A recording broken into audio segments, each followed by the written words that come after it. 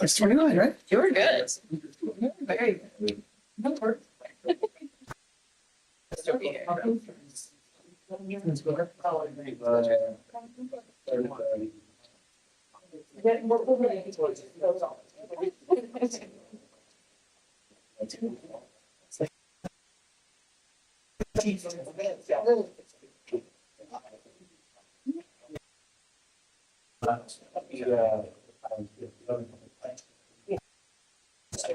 That is a public fiction. Able to be very good.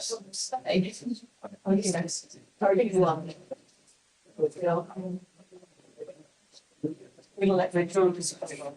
I'm good to go anyway. First thing we do is,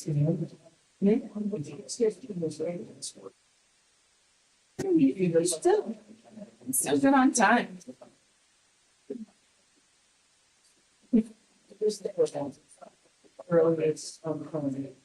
Okay, we're ready to begin. This meeting is called pursuant to the provisions of the Open Public Meetings Law. Notice of this meeting was sent to the Kidney Star and Wave and the Atlantic City Press, posted on the bulletin board in the municipal building, and has remained continuously posted as the required notice under this statute.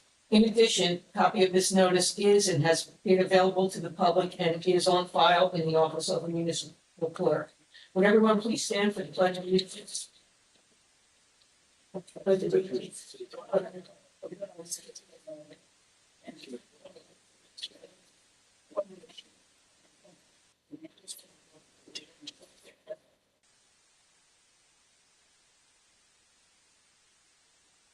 Jim Barnes, George Dick, Here. John Fusco, Here. Allison Morgan, Paul Mulligan, Here. Kevin O'Neill, Here. Tom Richard, Here. Lisa Rosselli, Here. Carol Sabo, Here. Ryan Griffin, Here. Carol Ray Flynn,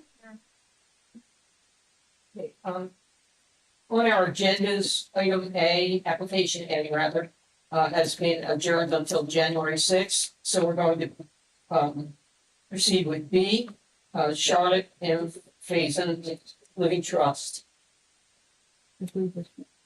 Yeah. Oh, there we go. So the application Barbara Bray Wild, 168 Stevens Street, block 74, lot 2. Yeah, we were talking about A. We have A. He's now adjourned first. Yes. you were on the. So wait a minute, let me just call the representative. I'm not even seeing it. I thought we were using it.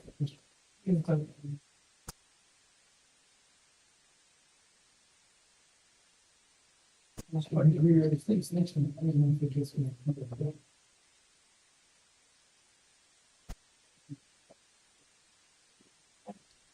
That's it. Okay, so we have two adjourned items. The first one is Cape Home Investments 2 LLC, 405 Fourth Avenue, block 27, lot 9. That application is adjourned, unless there's an objection from the chairperson. You're okay with that function? And that will be heard on January 6th. Right. 2025. Is already 26. January 6th, 2026. Is that, are we at the same time next year or 6:30? Right. If we are particularly, it's at 6:30 at this location. So if you want to be heard on the application, you have to appear at that time. There'll be no further notice aside from this announcement. Also, item D on the agenda, Barbara Bray Wild, 168 Stevens Street, block 74, lot 2. That also has been adjourned. That too will be heard on January 6, 2026 at 6:30 at this location. And the chair, you'll take that in there as well? Yes? Yes. Okay. And as for that, there will not be, there may be additional notice of that. So that the notices that went out before, that one may have another notice published for the January 6th hearing, but we're also announcing it as well. Okay?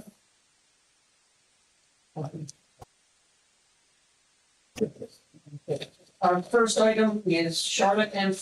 Faison. Is that how you say it? Living Trust, 306 Columbia Avenue, block 60, lot 2.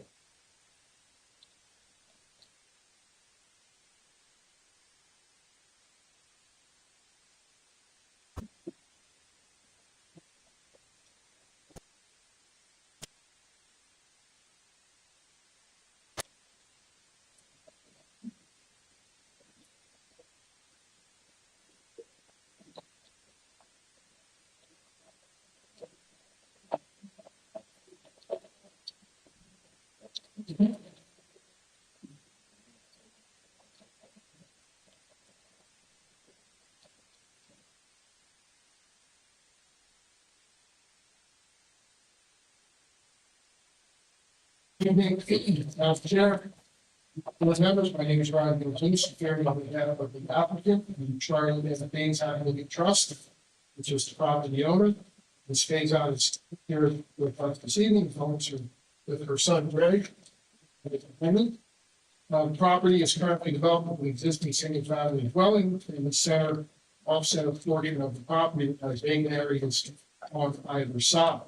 It is the proposal this evening, commissioning the preliminary and final subdivision to subdivide the vacant portions off of the property to create 3 new lots in addition to the existing home. Our witness this evening is Mr. Gary Thomas, and Thomas and Amy are a surveyor and professional planner. And we have Greg Faison here as well. If you need, we should hear from the applicant. These gentlemen sworn in. Right. Did you say you want to swear the applicant as well, Ron? Yes, Mr. Greg Faison. Okay. So please raise your right hand. Also swear in the full engineer. Do each of you swear or affirm the testimony you're about to give is the truth, the whole truth, and nothing but the truth, so help you God? Thank you. Gary, should briefly place your credentials on the record. I'm a New Jersey licensed planner, been a planner, licensed in the state for 37 years. I'm also a licensed land surveyor in New Jersey and Pennsylvania for 28 years. And I was a certified floodplain manager for 18 years. Use the microphone. You mean to give me that again? I didn't ask someone from the public that, Oh, okay. I'll summarize. He's a planner for the last 37 years and a surveyor for the last 48 years. Thank you. Will he be accepted as a Gary, why don't you take us through current conditions on the site and also the scene. Okay, the current conditions on this. I see. Is that thing on the board? Is that from the packet or is that?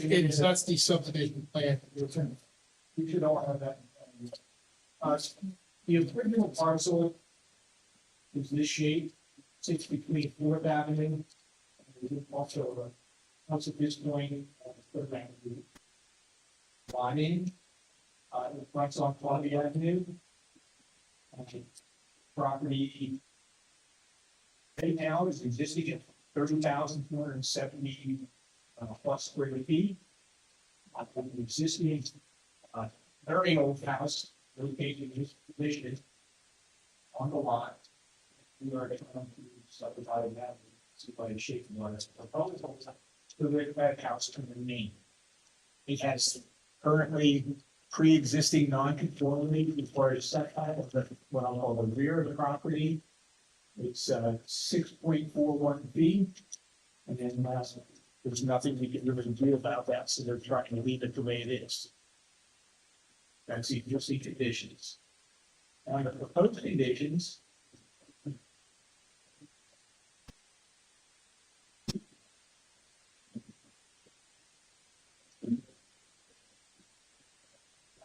We're proposing to make this property, so they don't lose its shape and stuff. Size, as you can see, comes across the back. Most of the lots are rectangular shape, not in neighborhoods and stuff, but not this one. We can have that inching back up, then a little before that and it squares off. The first lot 201, is a lot that's going to have a 53-foot frontage. And it'll have 7,552.55 square feet of the lot. Everything on that lot conforms, except for the lot depth. And there's straight on the lot depth. This full distance on the property on this side is 134.50, where you need 150. The other side conforms. Second lot in, this proposed about a 60-foot frontage. And we now, or the depth on that one is 116.39 feet to the back. Again, it's short. That is the only variance we're seeking. Everything else, side yard setbacks, rear yard setbacks, front yard setbacks, lot area, we all conform. You get into the lot where the house is, and this is where there's a little more difficulty. We have 55.63 feet across the front. We have 7,681.04 square feet for the proposed lot area. We do need a rear yard variance to the pre-existing non-conformity. And on this side of the house, we're going to adjust the deck so that it's 6 feet off the property line. Or 4.1 foot off the property line, which takes it down to the existing deck down to 6 feet. Reason being is there's a doorway there. We have a handicap ramp that comes up this side of the house, as you see, which is 5.6 feet off the property line. The house itself, though, is 10.1 feet off the property line. It's the ramp and the deck is going to be partially renovated. It gives us a variances on that side. The proposed corner lot is very similar to corner lots along the neighborhood down this way. It's got 101.37 feet of frontage, 7,508.59 square feet of lot.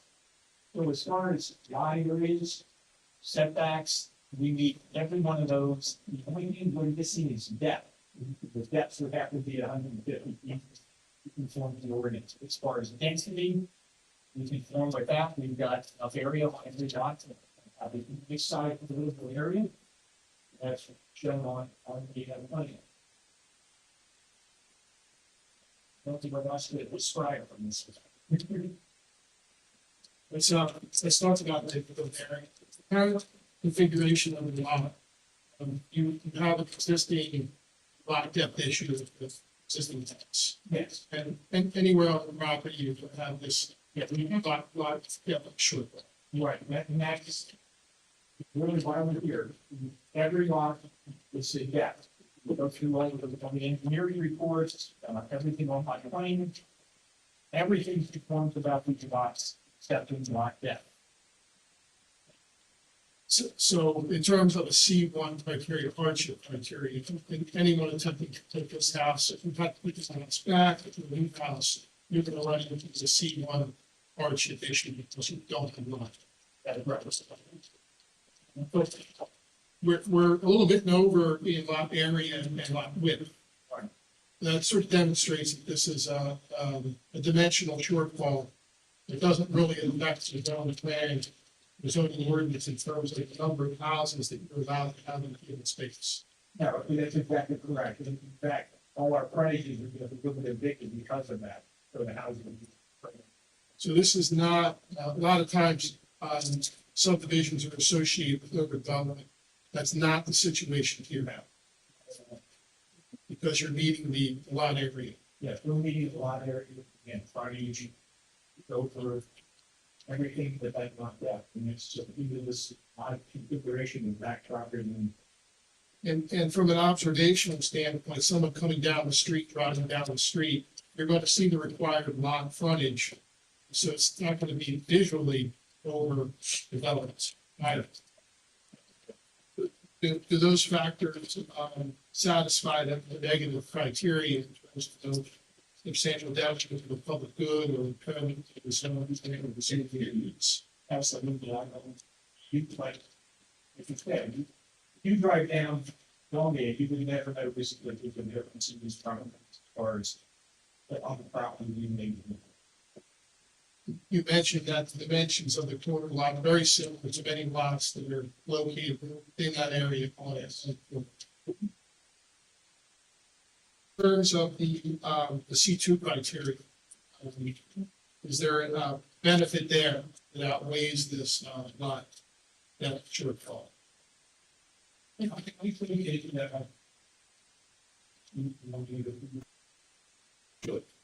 Okay, on the 4155 D day, Under A, encourage municipal action to guide the appropriate youth development of all banks in the state. I think this is appropriate, the way it's set up. And every line, each ordinance, exception for them death. Providing adequate light, air, and open space, we do that. To promote establishing an appropriate population density and concentrations. We have an area to meet this without having any more variances whatsoever.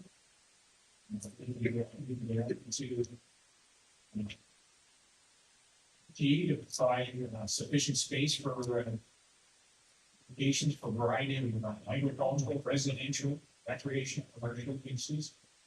And then you go to I, promote desirable visual environment to create development techniques and design.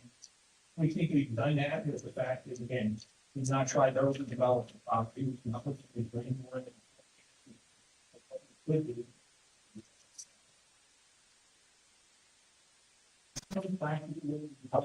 recycling of recyclable materials from municipal solid, which is decent practices designed to incorporate the state's recycling plan goals and complement municipal recycling programs. My client would love to keep this old house in. We do need, again, this is not conforming, it will stay no matter what we do. We tried to give them the required setback here, close as you could, keep the handicap ramp, and then step down so that there's sufficient space that people can get between the lot lines that would be existing construction, right? And the house is currently occupied by Charlotte Basin. Yes, And she utilize, I understand she utilizes that ramp to get in and out of the house. that's my understanding. So you told us that the distance from the ramp and the deck to the property line. What about the distance to the structure itself to the property? I did say that, your distance from the property line over to the actual structure is 10.1 feet. So there's plenty of open air, light and space. Yeah, we don't look like 220. Where the structure is located. In this lot, as you can see, there's tremendous amount of space on it that people can go in the house and no problem. And I think two of the most important factors here is the house is getting preserved, as you indicated, and no trees, big trees, need to be cut down, destroyed. Now, exactly, there's several hundred trees and many people on the property. You get the spots along with the plan. There's no reason that any of those big trees would have to be taken down. So there's really no true detriment to them that see coming from this.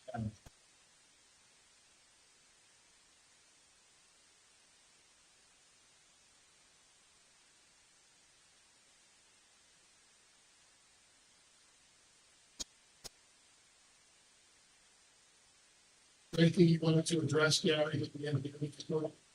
I look through the engineer's report, the engineer's report. Pretty much gave us a clean bill of health second to our depth of property. Again, we meet the area, the frontages, side yard, rear yard, and the setback line, all the way around, except for where we're trying to preserve the extremely old house. I'm gonna get the house and stuff. So there was a question here about the age the house was built, the existing house. I think the tax records reflected it was constructed in 1880, correct? Yes.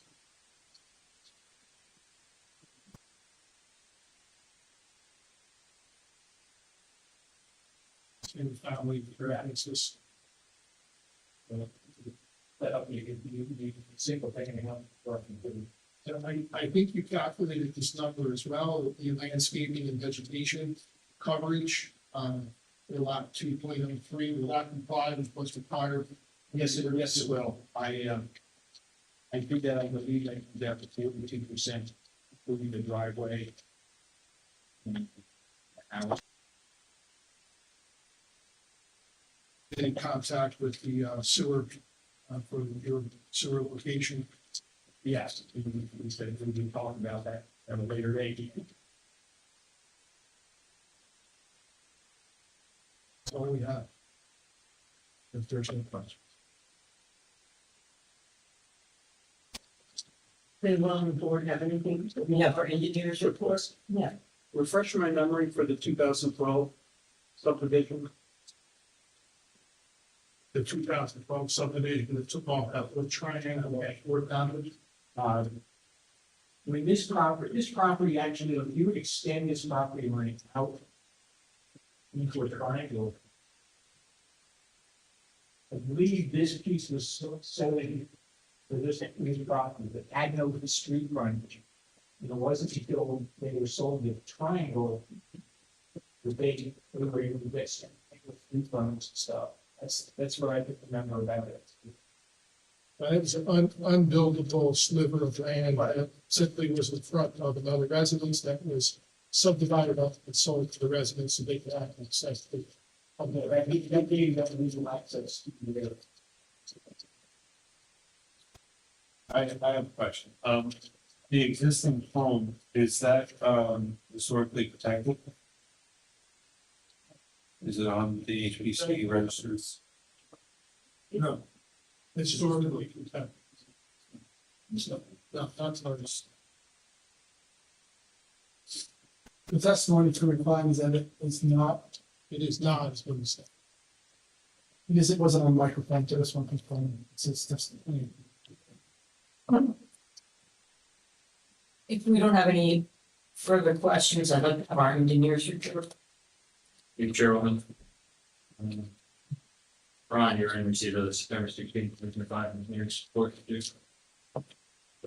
Yes. Jumping to page 4, vegetative coverage requirement, I believe you said 42%, is that not coverage? Yes, So the, yeah, the driveway, the house, the shed, sidewalk, everything is out there. the vegetative coverage, 58%. Yes. To the record.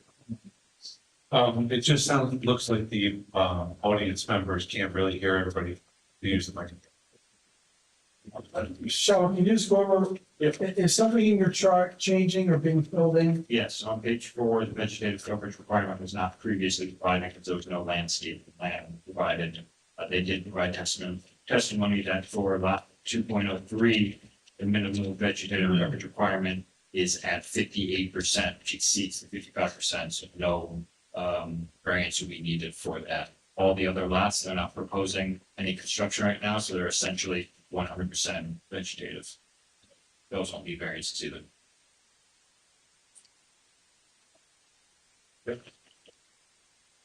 Jumping to page, Yes, I don't understand what was subdivided before. Can someone just go over that in a little more detail? Because I have one question on that.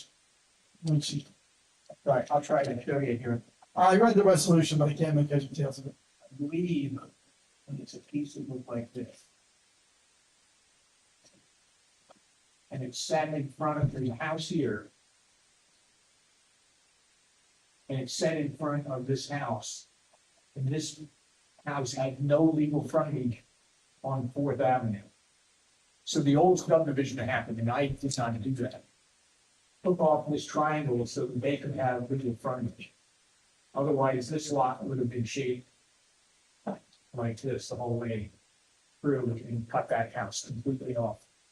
And the house that was cut off, how did that, if you know, was that property ever part of this property we're dealing with now? I don't know of. Yeah, I did not do the subdivision at that time. I'm aware of it, because we looked it up and see what happened. We surveyed it, we were able to find some old corners up in here, all the way to the corners, and gave us the shade, it was on the original subdivision. Created that. This house, it's been there for a while, it's not aged, but it's been there for a while. So this quarter lot was seeking a lot that variance, but once it owned the property behind it. Never owned any of this. I'm talking about the quarter lot, Oh, the corner lot? right? That depth is measured from Columbia, isn't it? Yes, it's measured from Columbia. They're in there. It would have been up to here originally. But it's been there for a while. So it's a quarter lot, was seeking a lot that variance, but once it owned the property behind it. that was taken on versus those who didn't. That either could have legal frontage and have a. Mr. King, in itself, I have a copy of the 2012 subdivision. Itself, it shows the triangle. We'll make that exhibit, I think, exhibit A. Actually, I'm gonna make this chart exhibit A because it drew on it. So, This is the track. that's part of the survey with issue. I'll pass it over, Bruce.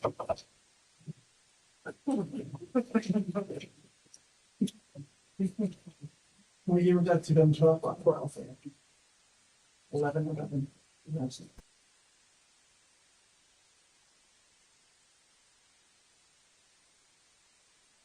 Oh, the 2012 subdivision plan is exactly. The thing. That's my question.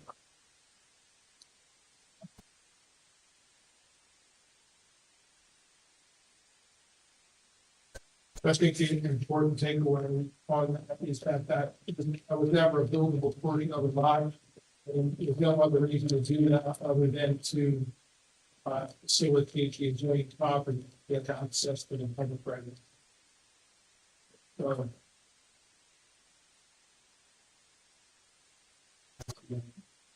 Well,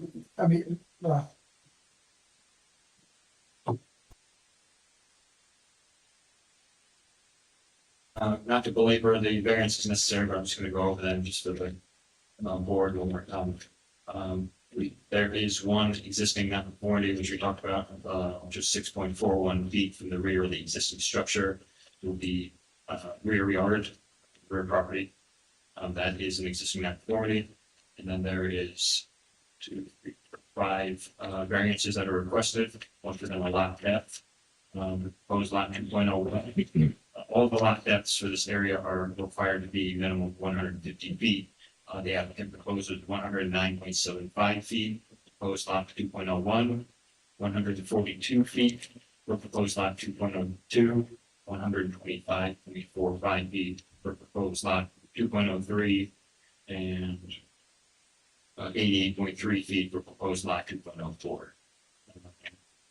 There's also a minimum required side yard setback at 6 feet. We already mentioned that they are going to be removing part of that deck and requesting a variance of 4.1 feet to the side yard to that depth. And additionally, the applicant proposes 5.6 feet to the handicap ramp as well, which is essentially part of that deck, which is for the record. We're treating those as two different things. So meet 6 feet for each of those. It's 4.1 feet to the deck, 5.6 feet to the ramp. Jumping to page 7, you did answer a bunch of my questions here. Appreciate that. On proposed lots being stewards and water provided at a future date. Did you dig into that at all, or is that just a conversation? That was a conversation I had with the township people. I'm not sure who I talked to, were you here that day or? Yeah, I believe you called me and I was talking to the water No, superintendent. we didn't look into it until we came here tonight. Okay. I know that the applicant checked that he has only requested preliminary subdivision approval. I looked at this and after talking to Mr. Gozunis, if he, well, no, exactly, if the proposed subdivision does go forward, figuring out exactly how these get water and sewer, because they are too tiny for septic. That's something definitely to iron out, or we probably. yeah, I thought we were gonna do preliminary fire. Contingent upon submission of appropriate fees. Yes. Okay.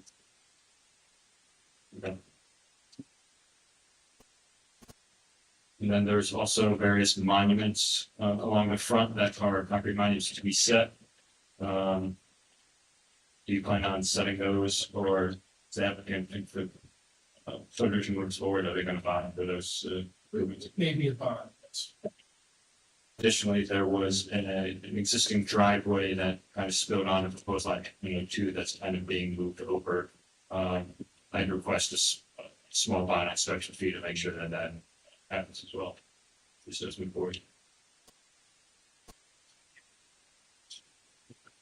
So I have to. Does anyone, have anything? Just piggybacking off Tom's, the sewer and water. Currently, we use septic and well. So we use the house on the existing house, has sewer and water running out like the street out here. See where I have located sewer and water here. It runs across to that house. So it's running across the proposed lots in no fields. Correct. Let's see. Then, let's see. So the intent for the applicant, if for proposed lot 2.04 to get easements there, if it doesn't have utility lines shown in the laterals, it shows small excess in water along Fourth Avenue, which looks kind of in the middle of the lot. If it runs directly to the house, it's kind of goes right into the middle of that proposed buildable area. I would think that it would work out that the existing house to get new lines. The corner lot might be able to use that, depending on how the conditions and Okay, so that, if they want to request any easements, all of that would be relocated. right. But the intention.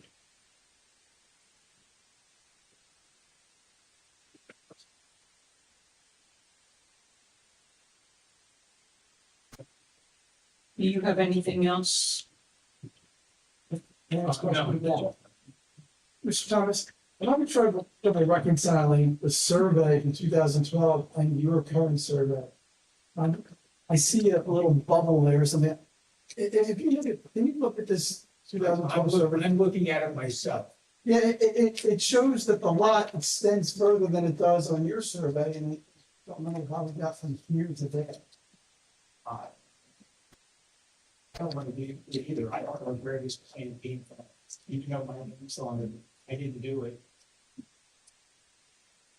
I don't know what that means. I don't either.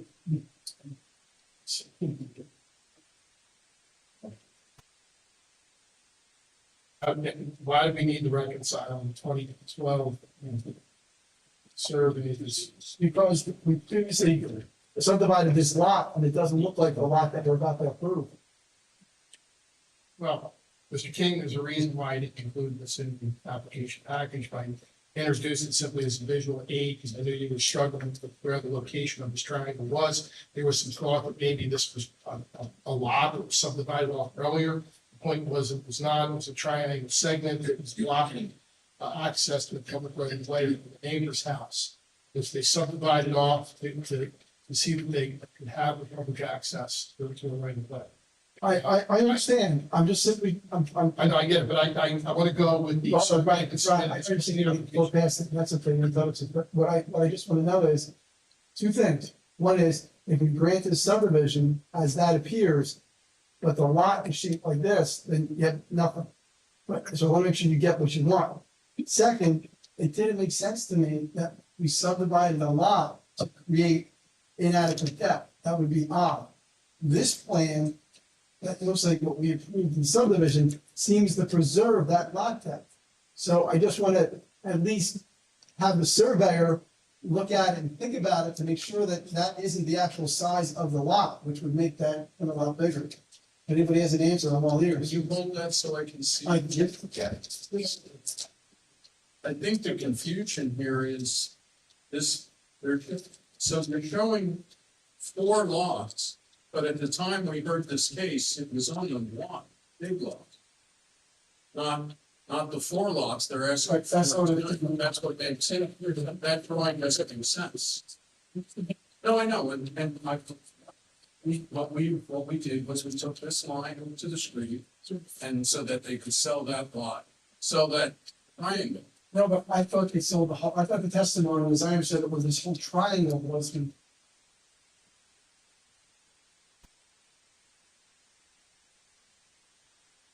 Triangle is what was subdivided, Yes, because if that triangle already had it, they had lot frontage, so they didn't need it. same. If that triangle wasn't what they gave away, then they already had that. So I'm trying to. Are you looking at this? Your question is, I'm existing, given this on the side.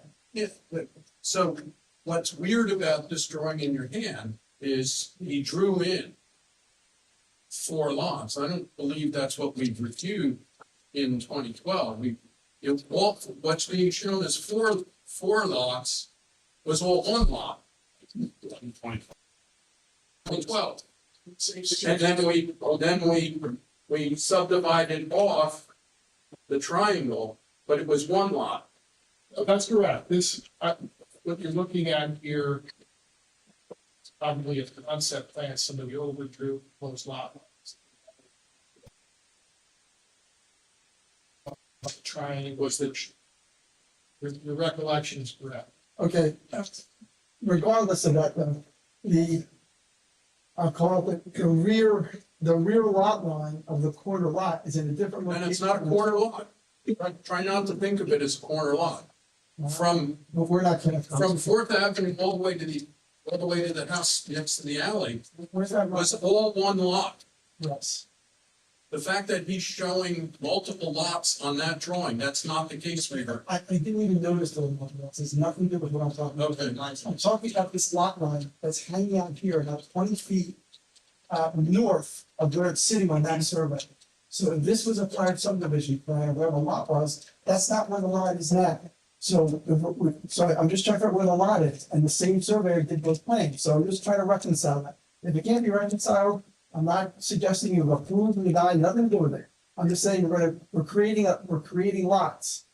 No one else has seen this. So there's no time.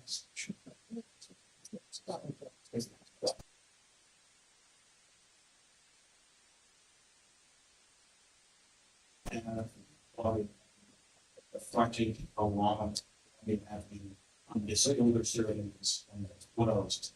It shows 101.7. That's not what I'm talking about. It is over here.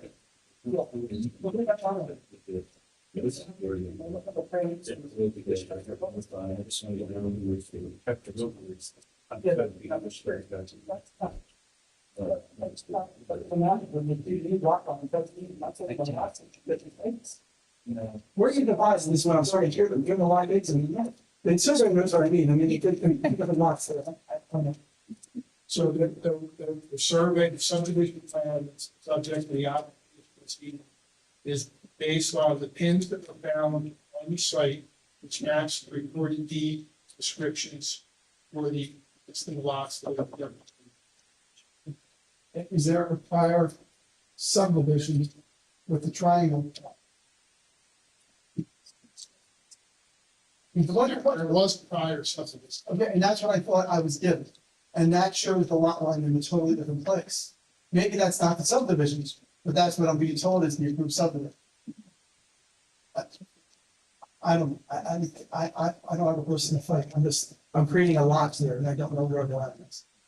The lot that we're creating is depicted on the subdivision plan that's part of this application. So I was telling everybody, this is how 20 years from now, someone looks at this, and they say, well, how did this happen? And now I'm the guy who has a subdivision has a lot line 20 feet north that's in record somewhere.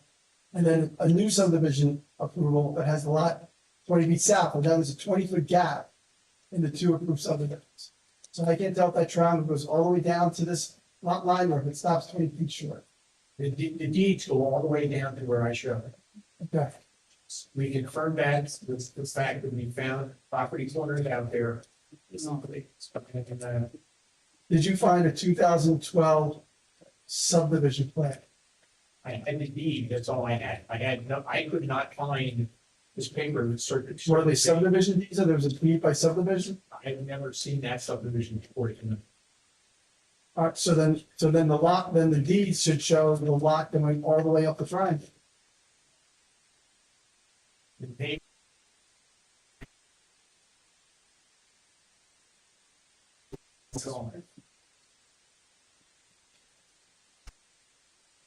On this resolution, let's see if it describes.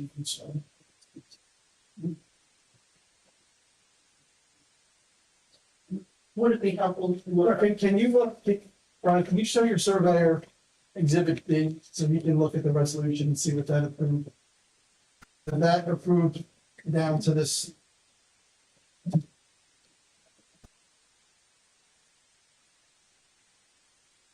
Look up, we'll have Tricia look up to see if there's something with some. I don't want to spend our whole night on this. I'm just saying this is one of those things It's that you an do, important question, and then though, it's a mess for the next 4 years. And they say, well, who did that subdivision resolution? And they go, but maintenance.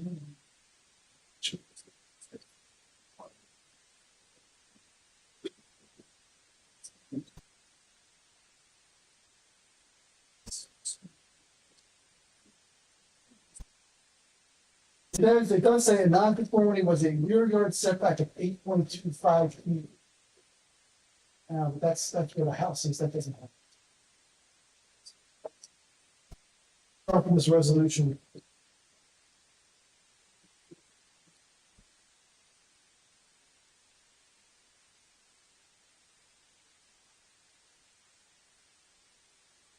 Yeah, how big, but. Grant wasn't. All right, well.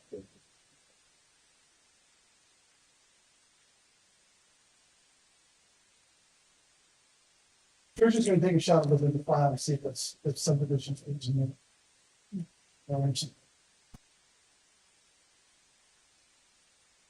Yeah, I think just be scrapped in there. We just have to take this side.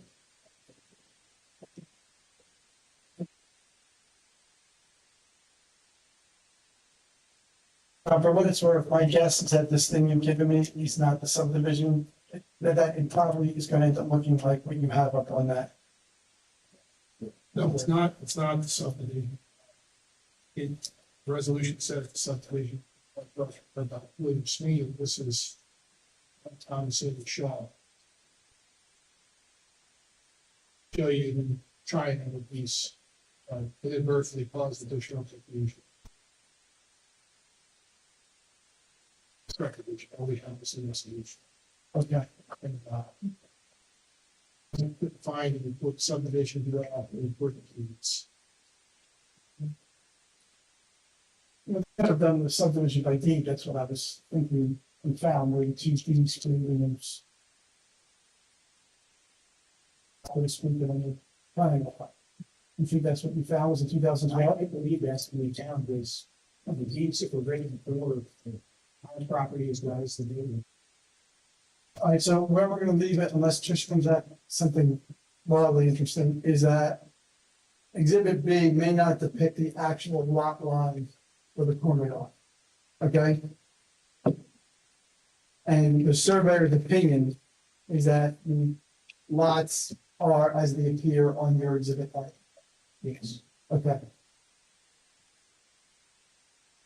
But what we can agree on is that that triangle piece was subdivided in 2012, probably by the, probably not by now. Okay. Everybody understand about that? All right, thank you. Sorry, Ron, I know you didn't want to create chaos and you're trying to help, but you know, the thing goes unpunished. And really, you know what happened. If we give you a, No, if your two maps are inconsistent, it's not good for anybody. yes,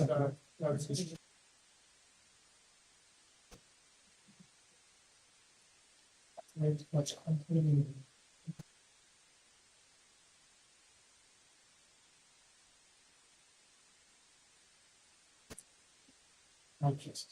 Mr. Surveyor, can I have you just confirm that this deed is the one that is the triangle? Can you look for the meets and bounds on that just to make sure? And I could do it, we can probably do it faster.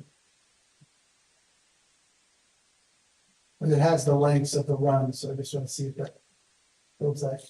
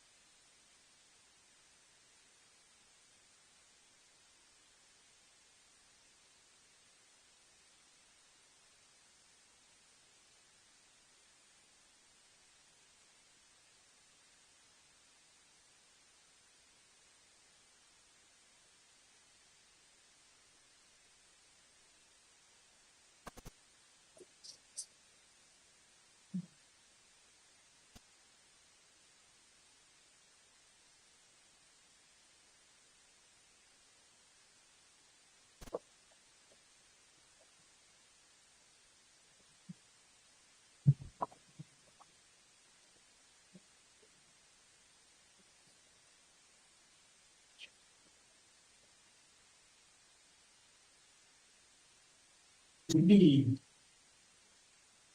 this line on this deed, the deed that you just gave me, says that line is 86. 88.62 feet. That's what it is, and that's what my plan here is 88.62 feet.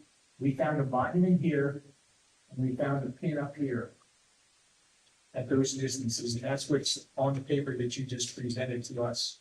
Okay, thank you. So it says, They're not according to that other piece of paper, whatever that. I did not know existed. Okay, so what I read is a 2018 deed.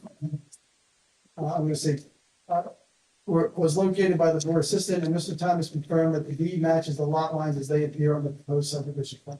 Okay? Thank you. Do this at the Borough Exhibit B.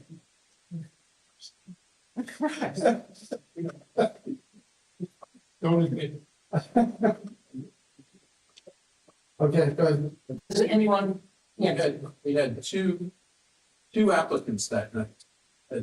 So you had the ownership of lot 2 and the ownership of 1.02 were co-applicants. And what was approved was the pointy piece came off of lot 2 and was absorbed with a lot line change into 1.02.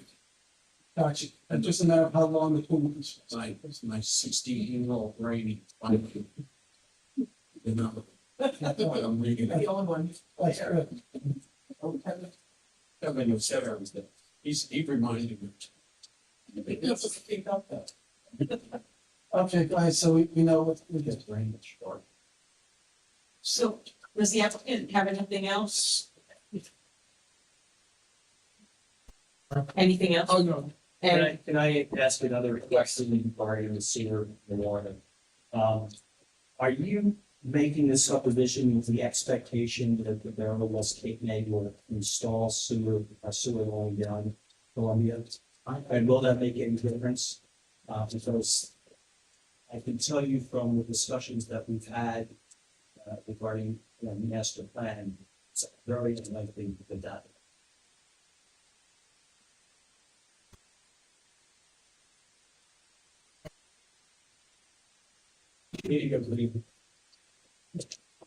We should be able to get sewer and water in here.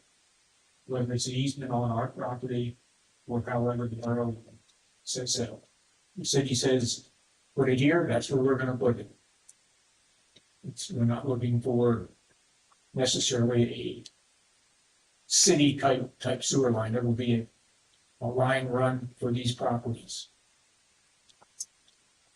Say that again? Through each? It'll be a line run for these properties. It'll be either a lateral. The day I had the discussion was, it could be a lateral, it could be a, we weren't looking for necessarily tearing up Columbia Avenue to, put a sewer line in. So you're looking at basically using the same easement that you have on the field. No, we could create an easement across the front of our properties if that's how the town decides to be. But coming from the main one. Yes, yes. We're not counting on the borough putting a Sort of put that out. Answer your question. Split that out. Right. That's a nice one, that should probably be a requirement. in the approval.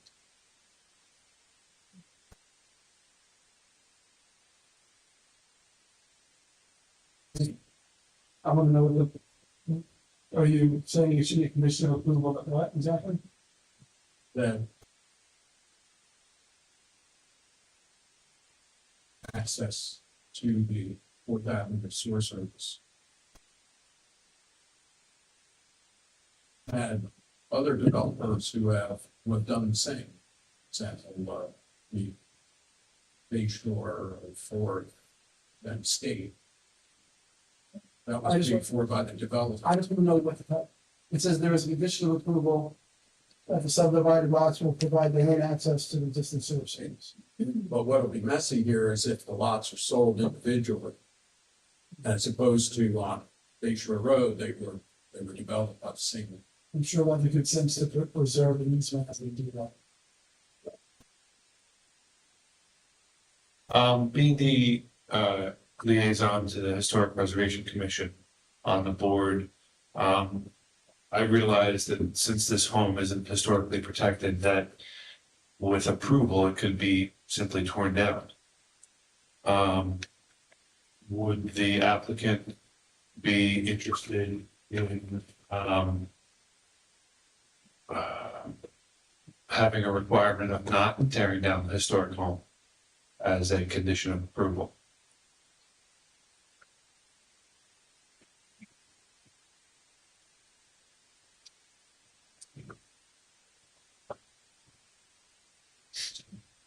It's not an intent to tear down the home. The home was renovated in 2014. So, and then that property's been in my family for about 100 years. That's also why I'm asking. So, yes, you would be interested in as a condition of approval to not tear the home down. Correct, yes. Thank you. Is that the same as? Well, we can work towards that for long term. Right, but if it's a condition of or so it can't be sold, we developer can't just tear it down.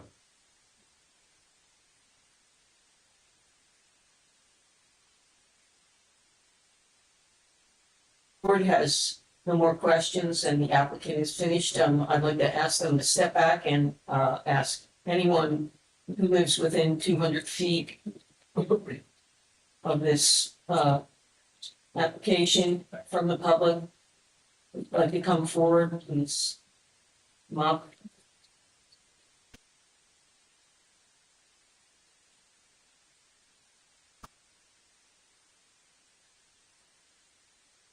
Give us your name, your spelling, and your address.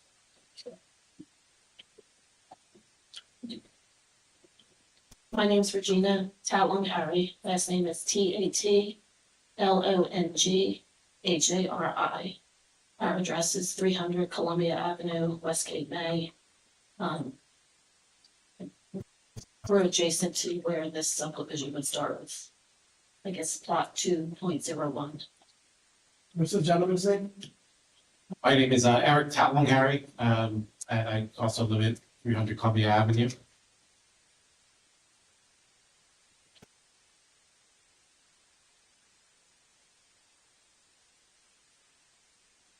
Swear or affirm to tell the truth, all truth, and nothing but the truth, so help you God. Yes. I do. Thank you.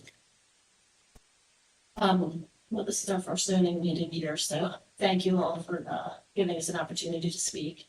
I just wanted to raise a couple concerns or issues that I have regarding this proposed subdivision. It's my understanding from reviewing it, I'm not an engineer, I don't have architectural experience, but they're requesting to subdivide one lot into 4 lots and keep the existing, I understand, but it seems that that is a significant number of subdivisions for this area. I know that they have raised 2 issues. One is hardship, and the second being that it would be a substantial benefit, I guess, to the public good. But I don't know that having an undue hardship due to the shape of the property, and I understand it is oddly shaped, means that you should have 3 more lots developed. I just think that seems like overdevelopment, given the area we are in West Cape May and the need for land. They talked about, open space and air. I think jamming 4 houses into this area seems excessive. The second point, in terms of the C2 variance, that it follows the purpose of the municipal land use law. And I know that the gentleman went through a number of the requirements, and I did as well, and I think you can make arguments both ways, frankly, on many of them.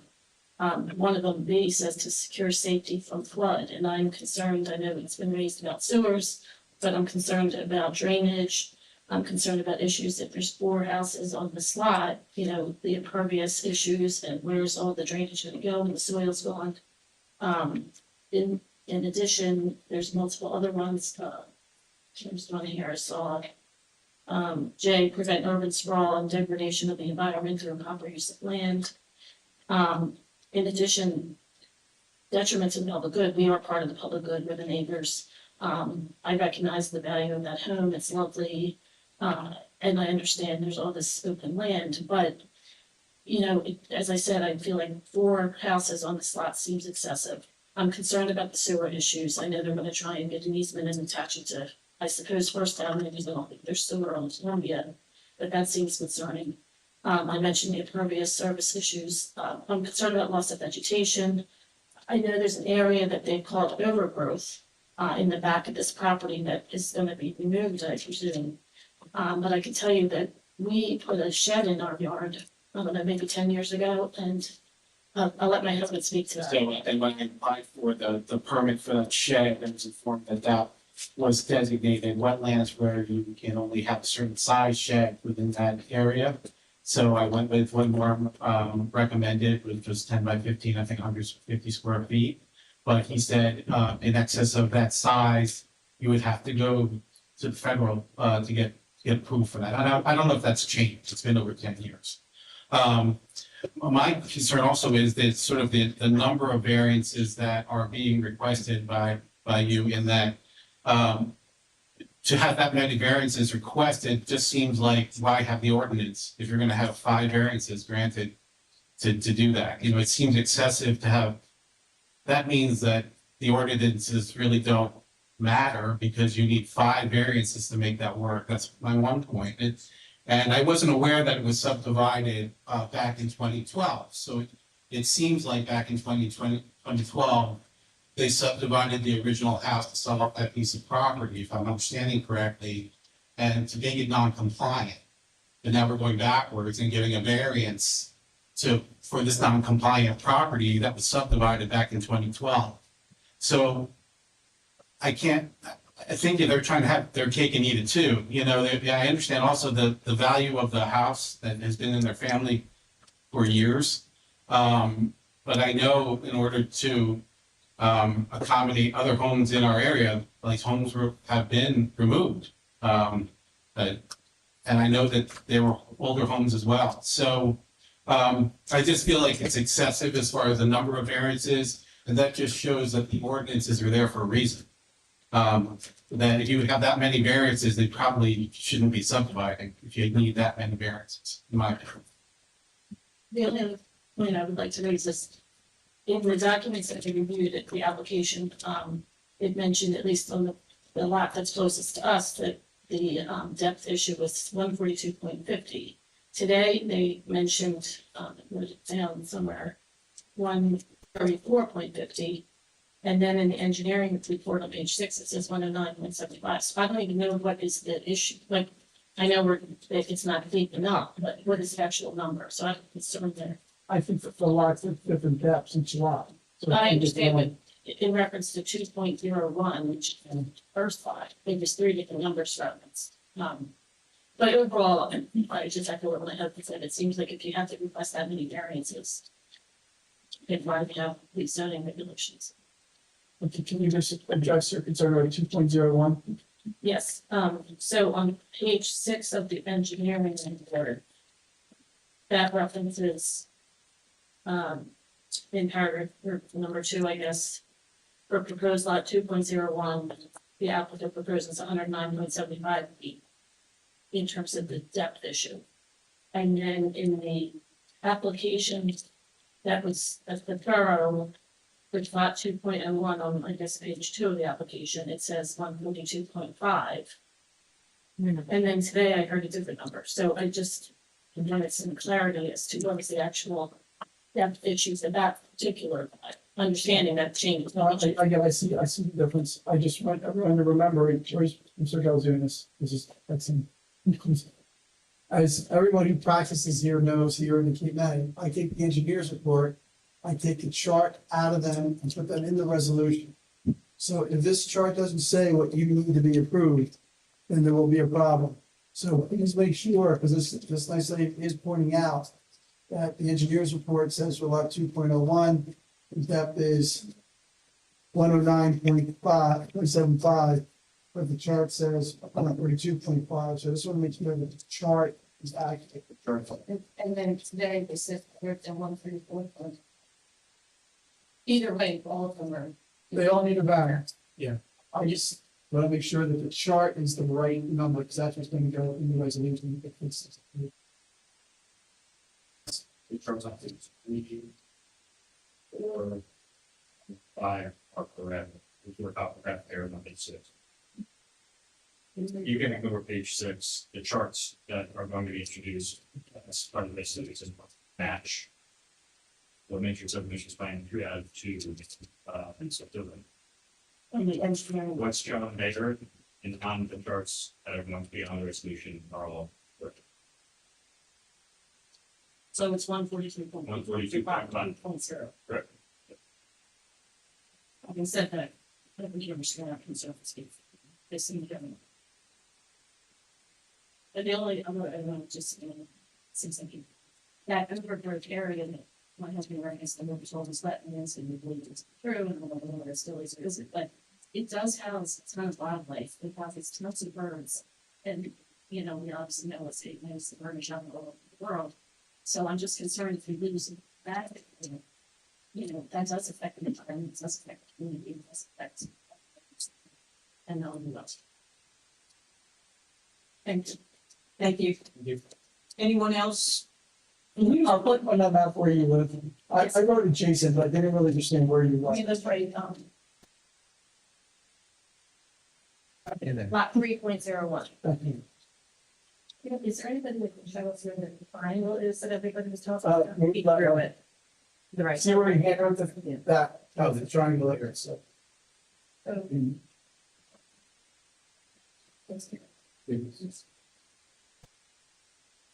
that had not occurred, they would have the proper depth for at least that lot. For the corner lot, they would have been, most of the lot would have complied. Most of the lot would have sufficient depth. Technically, you measure it from the shortest point, so, I just want to look at the foot shoulder. Get to my point, then they would have fine, but now but they subdivided and now they're, for variance. I wrote that down. Subdividing it 24.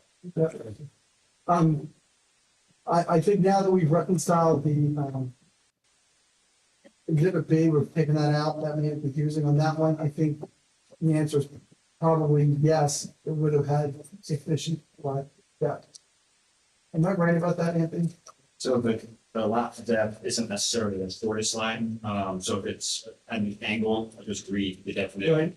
So the lot depth showing the shortest horizontal distance between the front lot line and a line drawn perpendicular to the front lot line through the midpoint of the rear lot line. So if you find the midpoint, it just goes to the back, so it's pretty much just the midpoint that's entirely. It wasn't. Not on the angle, perpendicular. Perpendicular. But it would have.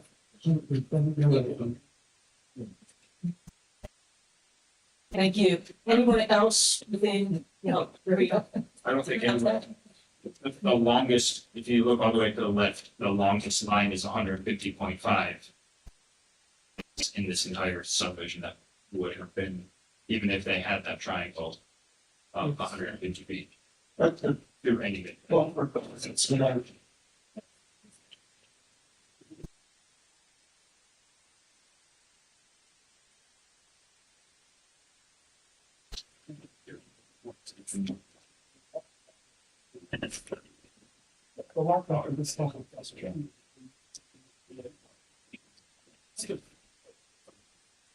so I just want to make sure that your number was based on full lot, but as a new lot, new corner lot would have a lot depth of 150 feet or something. Correct. Hi there, just, your name, spelling, and address. Sure, my name is William Scott, COTT. This is my wife Sue, and we are the owners of 407 Third Avenue, and full-time residents in that property. And I think on the map, we may be lot 1 .03. We are behind Right, with the lot. for the applicant, so we're neighbors to the applicant's, request as well. Okay, do each of you swear or affirm to tell the truth, the whole truth, and nothing but the truth, so help you God?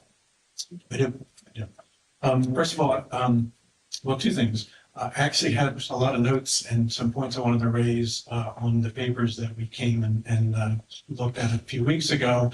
But unfortunately, I just spent the day in Cape Regional Hospital, so we came from the hospital right to here, so I don't have all my points that I wanted to raise, so I apologize for that. Secondly, and just as a point of order, and this is my first meeting here too, so thanks for having us.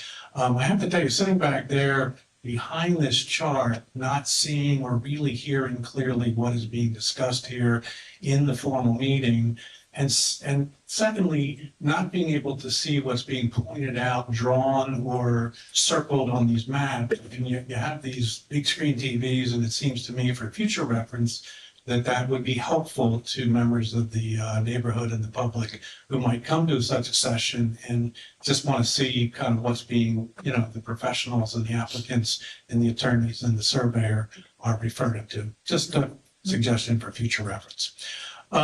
Without completely repeating everything that Eric and Gina said, I will just say in general, both Sue and I agree with their position. We are very much not in favor, and we oppose any and all of the requested variances for many of the same reasons. I also think that the codes in the West Cape May Borough development plans seem clear to me when I tried to look them up and read them. And again, simply the number of variances are being requested in here to me and my wife also seemed excessive. I do disagree with the council and perhaps the surveyor when they said this is not overdevelopment. Well, in my humble and perhaps uneducated opinion, I view it as overdevelopment on a lot that is a single lot right now, subdivided, we now learned through the discussion a few minutes ago. But we're basically taking one lot, looking for several variances to make 4. Instead of, I think, 3 could work there without variances. It would be our position that the applicant would go back and reconsider this plan and come back to this board if our position is held, and not need these variances in order to squeeze in 4 lots into the single lot right now. In fairness to the applicant, Yes. They would point this out to you.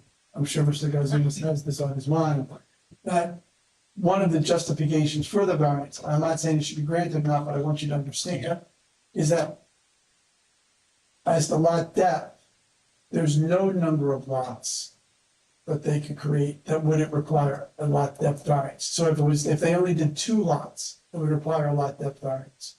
That may be the case. I understand your point. And so I'll just alter my statement by saying, okay, I still would request that this board not allow these variances. I just don't see, I know in my own mind, perhaps what is being requested and maybe why. I haven't heard that. I don't need to. But I would again speak forcefully that I think these variances should not be approved. I also agree with the comment about the overgrowth there that separates our 2 properties that butts up on ours. And in fact, when we bought our house, we were told as well, that is wetlands. It will not and will never be developed. It is certainly a home to wildlife, let alone, as Gina said, the birds and a lot of other things. But I mean, everything from raccoons and skunks and maybe a coyote or 2 periodically walking through.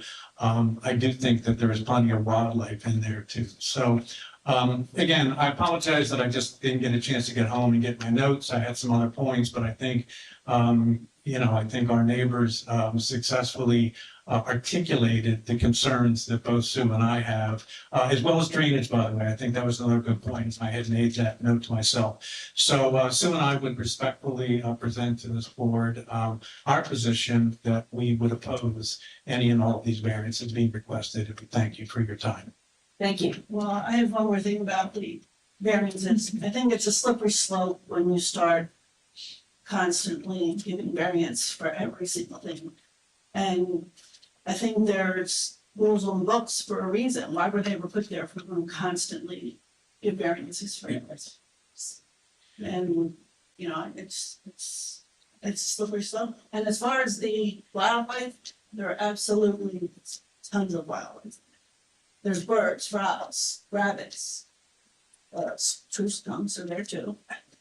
But, you know, if we take all that away, yes, we have green space now because there's no houses in it. Once you put the houses, we're not losing the water. That's all. Thank you. Anyone else within 200 feet of this property?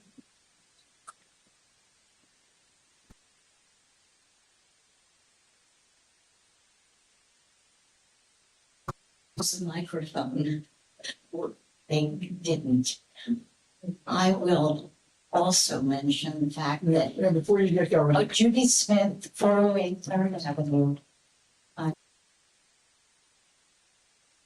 Right around the corner from this. you swear or affirm the testimony you have to give is the truth, the whole truth, and nothing but the truth, so help you God? Yes, I do. Thank you, ma'am. Go ahead. Also about the system here, I know that the presenters have to talk to you, but when you have such an audience as you have tonight, you should make sure that we can hear. I hardly heard it, and I will tell you that my neighbor could not hear the presentation put on by the gentleman. I've lived here for 40, with the house built 43 years ago, and I've seen a lot of change. Some of it's wonderful. But speaking with my neighbors, and since we just had an election, every candidate that came around was told that we are so concerned about the overbuilding and the quality of life that is changing in West Cape May. I'm not used to public speaking, so please forgive me for being a little nervous. We in the all my neighbors, we can't stop talking about these monstrosities that are going up. I know it's legal, 35 feet, but so many of them are not being occupied. These are people who are coming here to invest, and I understand. And so they're rented. And after they get here, then they can pull in. And they take down more trees. Now, I understand there are new trees going to be taken down in this property. But I think our quality of life is not the same. So much more traffic, so much more speeding. And I just thought I would speak for about 20 of my neighbors who feel the same way. So thank you for listening. Thank you. Anyone else within 200 feet that would like to come forward? Is there anyone outside of 200 feet that would like to come forward and speak?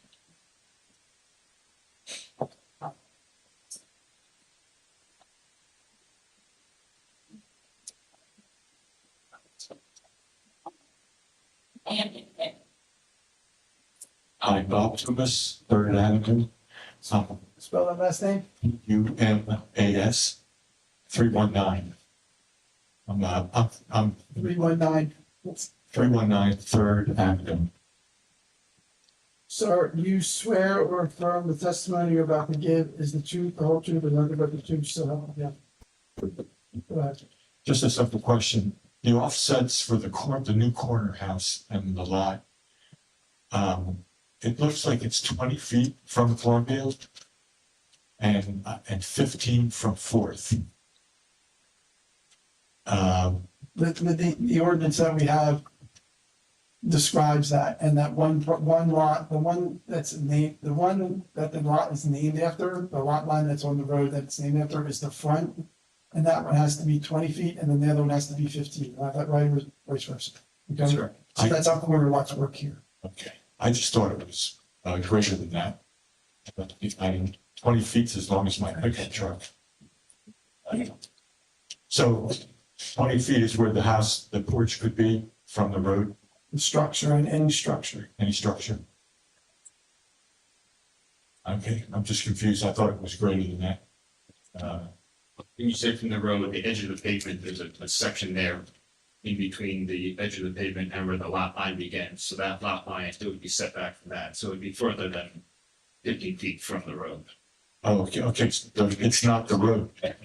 It's, and then, okay, There's a right of way where the street is, the road's usually somewhere in the center, there's usually a buffer, the road, they don't pave the whole width, the right of the 60-foot right of way. okay, the road's certainly not 60 feet. If you look at that map closely, you'll see where the curve is and you'll feel better about it. It won't look like 15 to 20.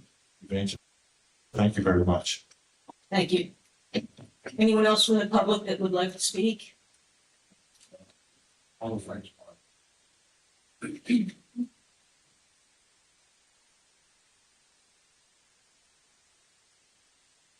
Susan Hoffman, 408 Fourth Avenue.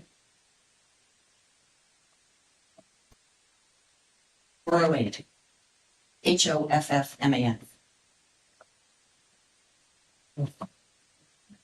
You swear or affirm the testimony about to give is the truth, the whole truth, and nothing but the truth, so help you God? I do. Go I don't want to beat a dead horse, but I'm going to say the same thing that the other neighbor said. I think the number of variances that are requested is an overreach. To develop any of these lots, we need to issue variances for the lot depth. I think a variance should be an exception and not the rule, and they should be requested sparingly and judiciously. The regulations are in place to help us preserve the character of our community and our neighborhoods. And the number of variances that is requested will not do that. Perhaps the applicants could adjust the application to reduce the number of lots requested from 4 to 3, or something that would be a little bit more acceptable to the neighborhood and the community. Thank you. Thank you.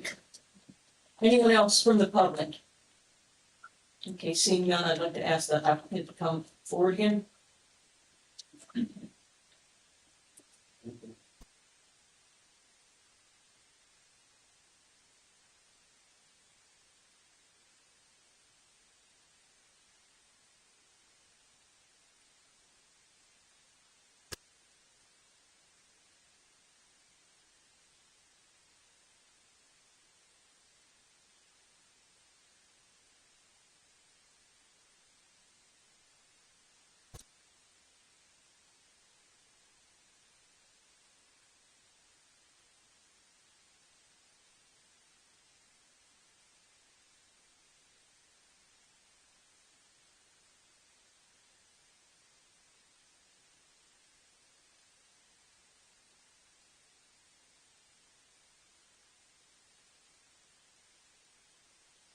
Just an opportunity to respond. Gary, I just want to draw your attention to the shade tree assessment. Could you please tell us what it says about the existing vegetation of the property, specifically the rear of these properties? Whether or not that's bamboo and what the requirement is and recommendation from the Shade Tree Commission, and also what the borough ordinance, new ordinance pertaining to bamboo has to say. Yes, and the second to last. Please speak into the microphone. The second to last paragraph on this report, I'm going to just read it. It says bamboo infestation. There is a significant bamboo infestation in the rear of the property. It runs along the back of the 3 proposed lots. The bamboo was observed growing in 2 adjacent lots at 406 Fourth Avenue and 407 Third Avenue. In August 2025, West Virginia adopted an ordinance 650-25 regarding regulation of invasive species. Bamboo is one of the invasive species included in the ordinance. The ordinance prohibits the new planting of invasive species and establishes standards governing existing planting to protect native species and surrounding property owners. the ordinance states that if an invasive, plant exists on the private property, the owner of such property is responsible for confining the species, prevent its spread beyond the property boundaries. In lieu of confinement, the plant may be removed from the property. Failure to confine shall require removal at the expense of the owner of the property from which the species originated. So you walked the site, in fact, you went out there and measured for everything personally, Yes, I was. and what was your impression of the vegetation after The bamboo that's there, I'm gonna estimate 20 to 25 feet high, maybe 30 feet high. It's thick enough that you can't see through it if you're standing on property being subdivided and looking at the neighbor's property, you can't see 5 feet through there. So it has to be, if I understand that correctly, it has to be either contained or removed. Yes, that's by ordinance. So in terms of compliance with the ordinances for vegetative coverage, what the borough has determined is an appropriate amount of coverage. These new lots will conform to that, the existing lot. Correct? Yes. And as well as coverage, impervious and pervious coverage. In other words, all regulations of the ordinances will be complied with. All regulations of the town will be complied with as people apply for a building permit if it gets spec'd. And that includes concerns over drainage. Drainage plans are typically required, and drainage infrastructure that's required would be required to be installed. Yes. Now, the side yard setback, adjoining the Long Hurries, I hope I pronounced that correctly. You set that at 10, right? Yes. So that's 6 and 10. You put the bigger setback on the other side. That's what's required by the rule. So the rear yard setback is 1 foot for the folks that are behind that.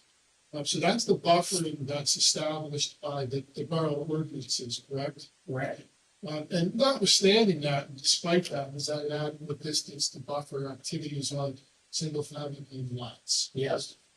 And when we get into the ordinance and discussing ordinances, the determination of character of a neighborhood, and population density, and the number of homes that can be constructed in a given area. It's the borough ordinances and the planning board that makes recommendations to the governing body on what that mix should be. Correct? That's correct. And in this instance, for our purposes today, the ordinance requires 7,500 square feet of lot area for a single family home. Correct. And that is to contain the activities at any given single family home. In fact, there are other regulations as well. The size of a house, the gross floor area, and your floor area ratio. Yes, all those are factors. What's shown on this plan is the ordinance setbacks. The box that stands within that setback, you'll never be able to build a house that big. You have to follow all the other ordinances of the town that was just pointed out. And that's, in other words, you can put a house, you can sort of slide it around anywhere you like. Your different components of what you want to construct have to be within that buildable area. Yes. Sometimes that throws folks off when they look at these plans, they're not, they think the house is gonna be that big. Yeah, the house will never be that big. Going back to the 7,500 square feet. If that's what's determined by the ordinance to establish the appropriate population density, if that's what determines what you can't have more than, I'm struggling, and maybe you can help me out with how you have what's been characterized as overdevelopment, too much, too many subdivisions, and jamming houses into a given area. I'm not seeing how that flows from complying with the ordinance in terms of the area. So Can you shed some light on that? Yeah, all these lots were created so that they would maintain the area required by the city. That's why you see different sizes across the front. It's our lot depth. If our lot depths were 150, these lots could be 50 feet wide. They're not going to be, they're all going to be larger across the front, so they'll have larger frontages than what I'll call the typical design house that's required in this area. So when you go down the street, in reality, you'll have wider lots. They will still contain the same area that's required by the city. We're gonna have the same setbacks that's required by the city. We didn't ask for any variance that would say, oh, we wanna be closer to the back because we're short. Everything was designed that we would only have one variance. One variance is the lot depth on these lots, the lot area, the lot ratio of units per this size of a lot is being kept. Again, I don't want to belabor the existing house, but they were trying to do this and work around the existing house there so they could preserve the house that's on the lot today. But every one of these lots complies with density, lot frontage, lot setbacks, front, side, rear, all the way around. They do not comply with lot depth. That's the only variance that's required. So it's only one variance, and not the lot with the existing house, but the new lots that are being created. Only one variance per lot. Correct, that's it, that's all there is. And that variance is for lot depth. Lot depth. Is there anything negative you can identify, any detriment that flows from that lot depth? No. So this is really just it's a configuration issue, how the lot's configured. Correct. And then go back, I know we've said it before, but our lot frontages exceed what's required. That's also correct. So they're a little bit wider. And that's a function of the fact that we don't have the lot depth that is required by the ordinance. So for appearance purposes, and I know they're relatively stuck, 60 foot, 55, 100. It, from appearance standpoint, may even look like the lots are bigger than they're supposed to be, so it maybe could look even less dense than if lots were 50 foot. If you were driving down Columbia, that's the way the appearance you would get. There's more space here than what normally would be if you were out somewhere else where you could configure lots like a minimum lot frontage. So let me go back to this, the triangle. I just want to make it clear, you tell me if this is correct. That piece of ground was not a benefit to anyone. Can't build on it, correct? Correct. It's only a benefit to the neighbor. It was solely beneficial to the neighbor who somehow, through whatever particular thing happened here in town, was landlocked. And it wasn't until that triangle was subdivided off that it had access to the street. And I just want to put that to rest, that that triangle was still connected. It really wouldn't change anything here, what? No, we just put those square footage on that corner lot. And then going back to the lot area, the ordinance contemplates a certain amount of density. Correct. And can we infer from that that that's the correct amount of density, which is the goal and purpose of the zone? That's why they have the zoning ordinance the way it is for the density purposes. They wanted 75 square feet per building lot. There are other restrictions, frontages, depth, things like that. Again, the only thing we're asking for is the depth of the lots.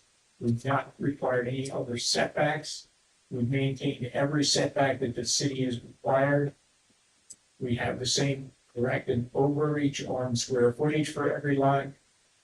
Again, I can only tell you, it's the only variance required on these lots has been gap. In your opinion, as a professional planner, is the character of the neighborhood maintained by providing the 3 new houses on 3 lot area, or is the character of the community farm the main way? Now, again, if you took it out of this neighborhood, moved it somewhere else, these 4 houses, we're gonna say along this lot or along this section of the street would look no different than any place else where this zone is at. And if the other lots were all 50 footers, it'd be closer together than what these lots would be. Again, remember, the squares that are depicted by your setback aren't as big as the houses can be built. They still have to be built to other factors that the town has as they go through the construction process. Thank you, Mr. Thomas. Well, does anyone from the board have anything? I do have a question. If some clarity from anyone would be to do it. Is it accurate that the R2 zone in these, the lot definitions were established in 1988? This R2? And the main thing I'm trying to get at is just an understanding of whether or not the R2 requirements were in place or decided on after this property was purchased by the owners.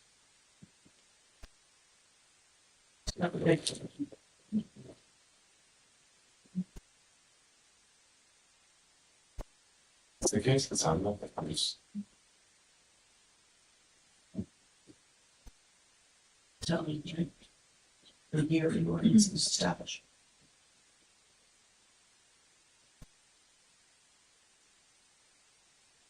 Section 2711.9 R2 front porch. Next it says ordinance number 375-07. That's the first one, so I believe that's 2000. So 2007. What?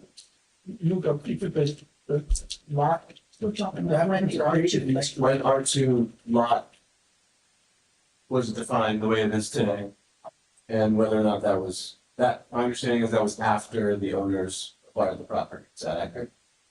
No, they phase not said it's been in the family for years, great grandmother. So yes. Most. Okay, thanks.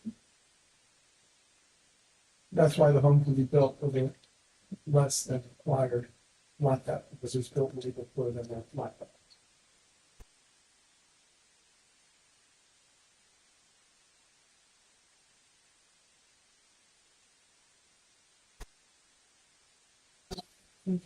The board, I have a question. And so with regard to proposed lot 2.03 and 2.04, all the other lots, you did a good job with fitting in with setbacks to keep it with modern standards, but the existing house doesn't, and I know you explained that it has to do with the handicap ramp going down the side. It looks like it's about 2 feet, right? Encroaching into the setback. Would lot 2.04 be conforming as far as square footage if you shifted that line down 2 feet, which looks like it's right about that hip where the property turns, the rear of it? Or we'll say the perpendicular at Fourth. In other words, he's asking the question we explored about moving, we did move his lot line. We pushed it over, making lot 201 just at the 7,500 square feet limit. Right. I think the question is, can we jog that line anyway before you got there? For the depth.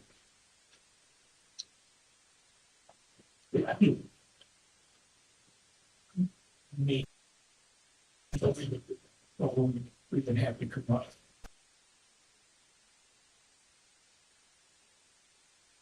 Plan that the We have that as a side yard setback, would we not, at 6 feet?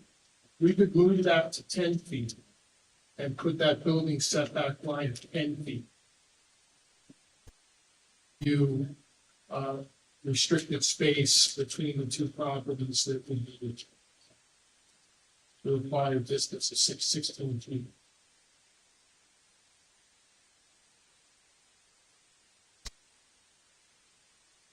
16 feet off of the property line that we use for proposing, it's just, it's just, it's the answer to that. We could move over the setback. It's, one less non-conformity, the property line has to slide over rather than just setback. I believe we looked at that, Karen, removing this lot line, so from the variance and that would have taken away lot area. Close, and also fucking that.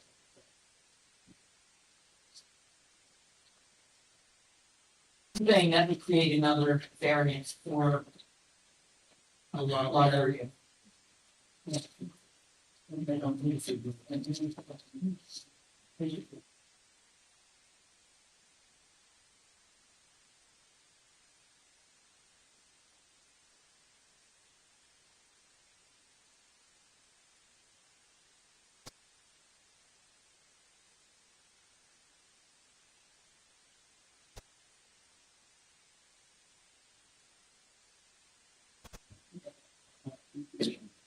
Well, our surveyor just sketched out a line that would jog in two different directions, sort of in, down, and then back out again. Past experience that engineers like straight lot lines, just jog L shape. I think it probably would be better than giving you a property line that is 3 or 4 siding going around that deck. It would be probably more. To give you a setback on that side of the corner lot, that would give you, say, 20 feet between the house, any two houses. Already fit them in with your setbacks on the new lots. I'm just trying to look at it and see, what if you just shifted over 2 feet, made it conforming? Does that make your 75-10.59? We're saying that's. It's too short Done then, that so it is too calculation. small, okay. So instead, you can move the building area over, so in some way that's better than moving the lot line in the sense that the structures are really the danger, not the property. And you just lose the lot area. Right. That would be another end. And that would be they're creating the need for another variance.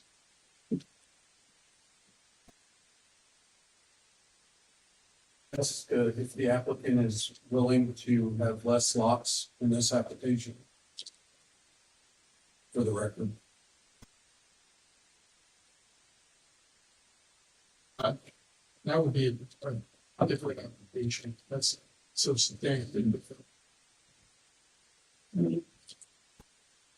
I would ask that question too, if it would eliminate a variance need. Because, I mean, we're really talking about a deck. Basically, the neighbors thought there were, that 4 was too many. So I'm asking the applicant If we made that deck one of Around there, asking if Three you was- 3 lots instead. but the reason for that is to. The deck, just get rid of the deck. Everything's. I would like to ask, I mean, I do think that there is a relationship. Lot depth is a regulation in the ordinance for a reason. If only lot area mattered, you wouldn't need lot depth and lot width. It's an attempt to have a relationship between the width of a lot and the length of a lot. Now, a lot of times, the shortness in lot depth is made up by a greatness in lot width. So that they kind of offset each other. The board's trying to determine if the shortness of depth is offset by the width of the lots you propose. Some of the width of those lots are only 3 feet greater than the minimum. Some of them are 10 feet greater than the minimum. So they're trying to weigh that. If you only had 3 lots, well, then the lot depth would be substantially more offset by the lot width, because your lot widths would be 20 or 30% in excess of the minimum, even though that they're in some places 20% less on depth. So it's a relevant consideration. It doesn't eliminate the variance, but the width mitigates the shortness of depth. That's just how, that's like geometry. So that's what they're asking, and I'm not saying that this is a legitimate application. There's evidence on the record to grant it, okay? But there's also a legitimate question about whether 3 lots would present greater benefits and offset the detriment of having short lot widths, lot depths, because lot area only mattered, there'd be no lot depth. So the board's doing their weighing and doing their thinking. That's their job. For example, the corner lot, if the corner lot stayed with the house, the whole project would appear more logical and more in keeping with the neighborhood. And that's the feedback we're hearing from the neighbors. Now the neighbors that were the most vocal, were on the other side, with the 2 lots on. So I don't know if they'd be appeased. Certain here from my lot, what's there. Big one.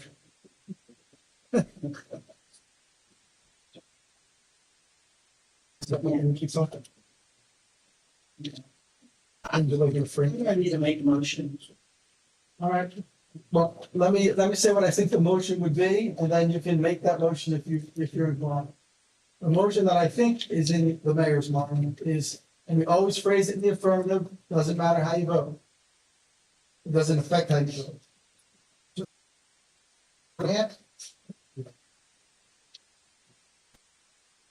Say one thing before we do a motion. I'm not gonna torture everyone, I'm going to incorporate by reference the standards for C1 and C2 variances. I'm gonna ask you, unfortunately, I hate to do this, but I'm gonna ask you to vote once on the C1 and then vote on the C2. If there's an appeal, I don't wanna get in trouble for not having you think about voting. The C1 variance is in your engineer's report. I incorporate that by reference, but I will read it. In requesting the variance, the applicant must show by reason of exceptional narrowness, shallowness, or shape of the property, or by reason of exceptional topographical conditions or physical features, or that there are extraordinary or exceptional circumstances, or that the strict application of the regulations would result in exceptional practical difficulties or undue hardship. That's a C1, has to do with the shape of the piece of property you're dealing with and the physical existing structures. Second, it's a C2. The developer must demonstrate where in the application for a specific piece of property, the purpose of the municipal land use law will be advanced by a deviation from the zoning ordinance requirements, and the benefits of the deviation will substantially outweigh any detriments and will not impair the intent and purpose of the zone plan and zoning ordinance. The overriding concern, in my opinion, which is shared by judges, thank goodness, is that the overriding concern is whether what's being proposed is a better zoning alternative. All right. What's weird about this one is that there's no subdivision they could do that would have a compliant depth. But I do think that it's fair for you to consider, lot depth has that meaning. It's in the ordinance for a reason. So you're looking at that shortness of lot depth and determining if that is offset by the benefits presented. Those benefits include the ordinance does want 7,500 square foot lots, whether the whole town likes it or not, that doesn't matter. The ordinance says this zone is looking for 7,500 square foot lots, and they're presenting you an application that creates 4 7,500 square foot lots. That sounds like something your ordinance would like, but your ordinance also has a lot depth requirement. Okay, so you have to say, well, lot depth has meaning. How do we offset the ordinance to lot depth? Well, one way is lot width. So you're looking and saying, well, are these lots wider so that it offsets the depth? So that I'm comfortable that this lot is has a ratio and a size that is well represented in the ordinance. Well, you need to do that. That's your way. You're also looking at the hardship. They can't make their lot deeper. So, if they only have 3 lots, are they creating lots that are bigger than the ordinance lots? Because remember, if they only create 3 lots, they're gonna be, excuse my math, but if there's 4 7,500s, that's 1530, there'll be 3 10,000 square foot lots. Is that better in an ordinance that requires 7,500, but 3 10s? Right? That would mean that existing house would be removed. Well, you'd have one that would be, maybe that's even worse, you'd have one that would be 7,500, another one that's about 7,500, and then 2. Oh, that would be, One for 15. you'd have one 15,000 per lot. So you need to, you need to weigh that cost, okay? Also, a factor in this application is that triangle. There was a subdivision, and, if in the C1 variance, you have to consider whether it's self-created. They created that lot depth problem on that lot by presumably selling, I don't know if they gave it away, but selling the lot on, which street's that, Florida. So you guys have a lot of things to consider, all right? So I want you to do it on a hardship, whether you think the shape of the lot creates sufficient hardship, without a negative impact, a substantial negative impact on the zone plan or zoning ordinance. Do that analysis, and then we're going to C2, which is the weighing of the benefits against the detriments of what they're proposing. If it was easy, you guys would get paid the big bucks. So the motion I recommend being made is a motion to grant the subdivision. I think someone said something about preliminary and final, I don't know if that makes sense in such a thing. Preliminary and final based on what was presented anyway. We're not taking any big- You were okay with that. Okay, But one point, I know we sort of cut this off, the applicant offered to reduce the size of that deck to meet the setback 6-foot requirement, which would leave a 4-foot deck.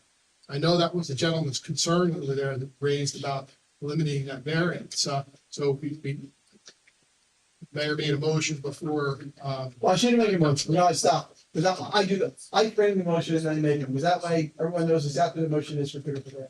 but I want the board members, I You want that included, I'll put that in the motion. particularly the issue that the applicant's going to make that consent. You got it?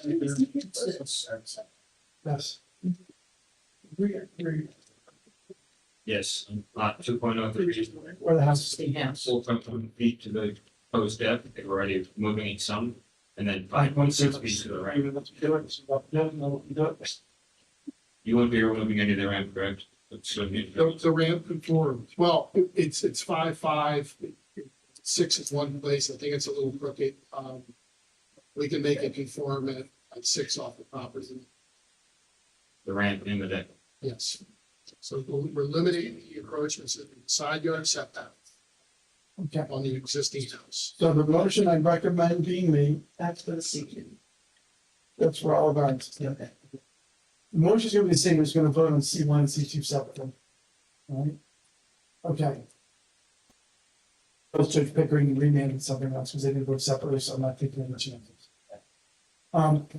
Okay. The motion I recommend being made, but how you vote is up to you, is a motion to grant preliminary and final subdivision approval with the associated variances as described in the engineer's chart for lot depth. And for, as to the existing home, they're eliminating the deck and they're shortening the deck and the ramp so as to eliminate the side yard setback of the existing home. With the conditions that the existing home will not be demolished, it'll remain. Not just now, but for time immemorial, or time unforeseen, whatever determines forever. A condition of approval is that the subdivided lots will provide their own access to the existing sewer service.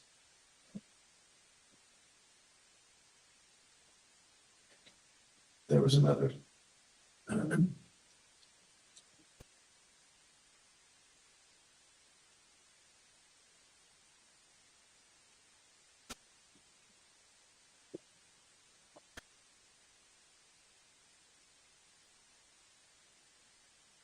Does anyone think of any other conditions that's the demolish the house, the sewer, Water. sewer water, yeah. Anything else? And the remove, and the, Deck. reducing the deck size. Those are the conditions. And the others outlined by the board engineer, numbers 1 through 7 on page 7 and 1 through 4 on page 8. That's the motion being recommended being made, and then we're gonna vote under C1 and C2. So to be clear, you have to get approval on both C1 and C2 for this to be involved. Well, you have to get on either one. You can grant a variance under C1, grant a variance under C2. So if they get a majority of votes, on either the C1 or the C2 in favor, the motion passes. How many voters are tonight? I didn't understand what I'm saying. Because the judge will want to decide if you, the basis for your approval. And if you approve it without, I'm giving you, this is what Judge Pickering's view, right? And I'm not saying he's wrong. He might actually be right. That he has to be able to understand why you did what you did. And if he doesn't know under which standard you approved it, then he doesn't know if your reasoning fulfills the requirement. In general, I'll usually pick one or the other. Okay, sometimes I'll say, look, I know they mentioned C1, I think you should vote on the C2, or vice versa. In this application, C1 is relevant because the lot depth can't be changed. And the C2 is relevant because you need to decide if 3 lots is, you know. Which is the reason I asked the question if both have to be approved, because if you reject it on one or the other, they wash out. No, they don't. If you grant it under the C1 standard, that variance is granted. And you could just not even vote on the C2 standard. If you vote and say it doesn't meet the balancing thing, but it does have a hardship, then that's okay. You can grant it under one or the other. So you're voting on both. So it's 2 separate motions. It may turn out that you vote the same on both, and that's okay. You may find that it meets both standards, you may reject both standards, or you may find it meets one and not the other. Rich, what if you feel that the C1 standard might apply to some of the lots, but not all? You're voting on the subdivision as a whole. So but articulate your reasons. Okay, you may reject the subdivision, for example, because you don't like that corner lot, and you give your reasons. That's okay. That's okay. And then they can always present a different shape of the subdivision that fixes the thing that someone voted no on. They can't do that tonight, but they can do that in a subsequent application, and it would be res judicata. So just articulate your reasons. Okay? Mr. Galzenas, anything I said was inaccurate. You don't have to agree with everything I said. Was there anything, the conditions okay, and then we gotta do it? You want me to do it again? No, the C1, vote on the C1 or down on the C1 and take C2 the balance test. Yeah. Yeah, we're gonna do one motion and then both of us. All right, so everybody understand the motion has been made and the conditions? It has been made yet. And the motion for the C1 is. It's the same motion. It's a motion to approve the subdivision. And then I'm gonna have you vote on the C1 standard, and then on the C2 standard. Okay, Okay? I'll make that motion, with all the conditions that you just. I'll not bring it up. There's a second. Barnes, We're voting on the C1 standard, the hardship of the shape of the lot. So I believe, first off, I do understand that there is a hardship because of the shape of the lot. But unfortunately, because that original parcel of land was sold to create a conforming, which is creating this variance requirement on the front corner lot, I'm going to have to say no.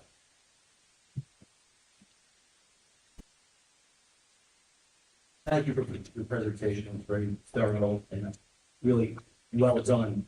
I also would have to vote no based on there's clearly a different way that you could do this that creates more of a balance between, the lots, and you started to go down that road, I know we got cut off in the middle of that. But that's the reason I'm going, no, I think that you have to have a balance between what you're asking for and then, I guess that's the way. Cisco? On C1, I am voting yes. I do believe that the shape of this lot does necessitate, some hard decisions, the measurements. The depth, it's really, as far as I can see, not possible for depth to ever not be negative there, but depth will always be a challenge here. And so I vote yes, and I think I've also added to this because I definitely understand, a lot of the comments were brought up here and a lot of very valid comments. I am also doing my best here, and I think the vote in the C1 illustrates this, that there are a lot of pieces that would have to happen after this. There are homes that have to be built, sewers that have to be run. Other people may seek variances for larger homes. Those are many, many decisions that are to be determined in the future.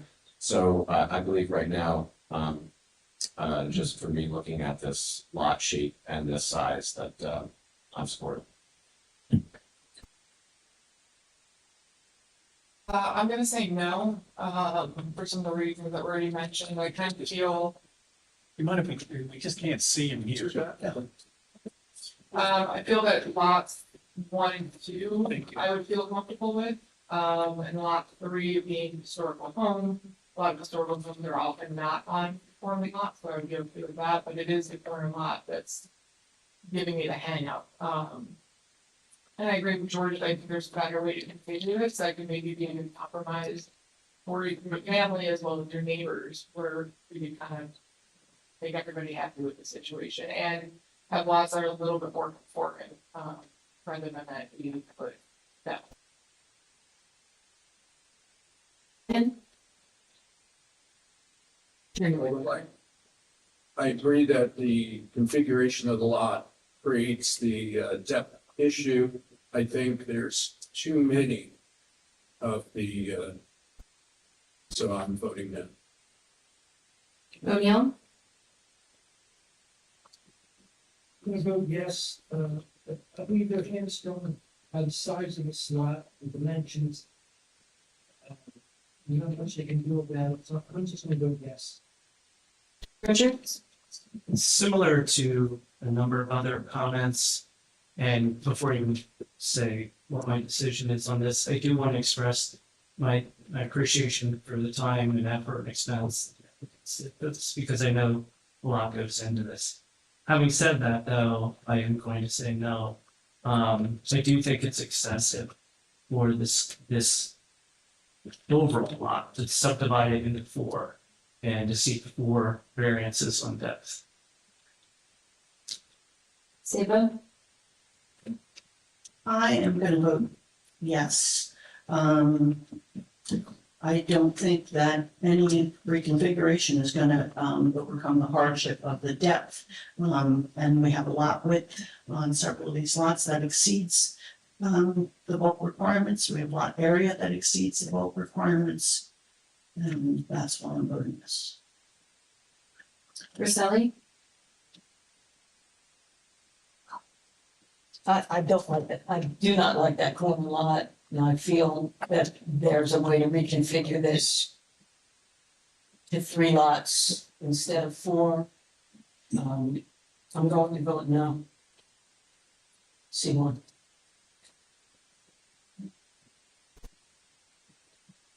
Okay, I'm gonna ask you to now vote on the C2 basis. You may have many of the same reasons, and they're legitimate reasons. If there are other issues about the balancing, or you have substantial negative impact on the zone plan, zoning ordinance or zoning plan, we have to talk about, I think you. Or if you feel that they've struck the right balance and blah, blah, blah, feel free to articulate that as well. You do not have to vote the same on this one as you did before, so. There you go.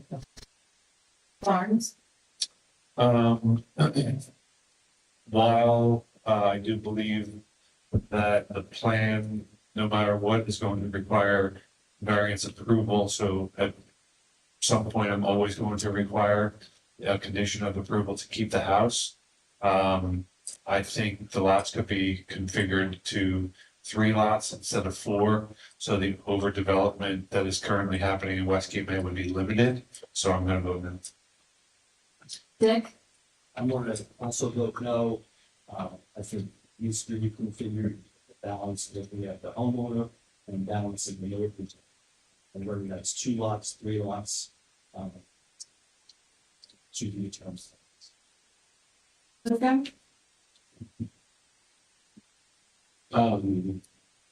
I vote yes on this, on the C2 as well.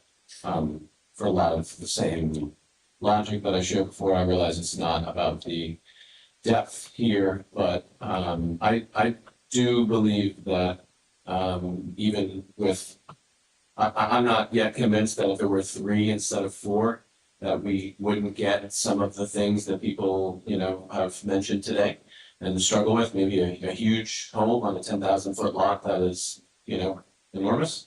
I realize that, there's challenges either way, but I'm a yes and with the hope and the expectation that when it comes down to the development of potential homes here, there is a significant opportunity for it to be done well and to benefit the community. Morgan?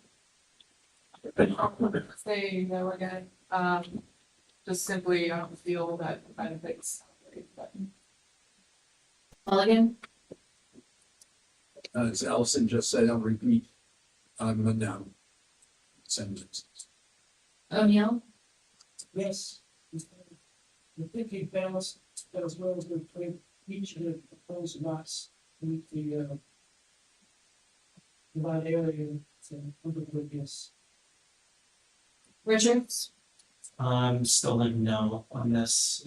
I still think there's an opportunity to strike a better balance in the best interest of the community. Ava?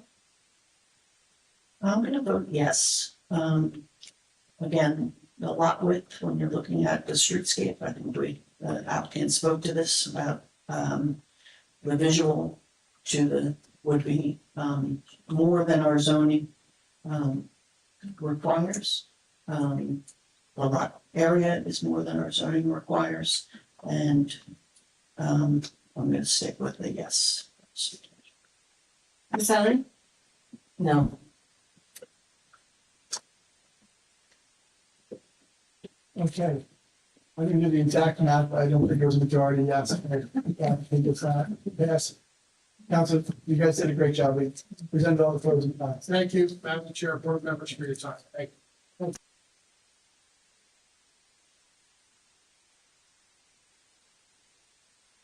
A 5-minute break before our next application.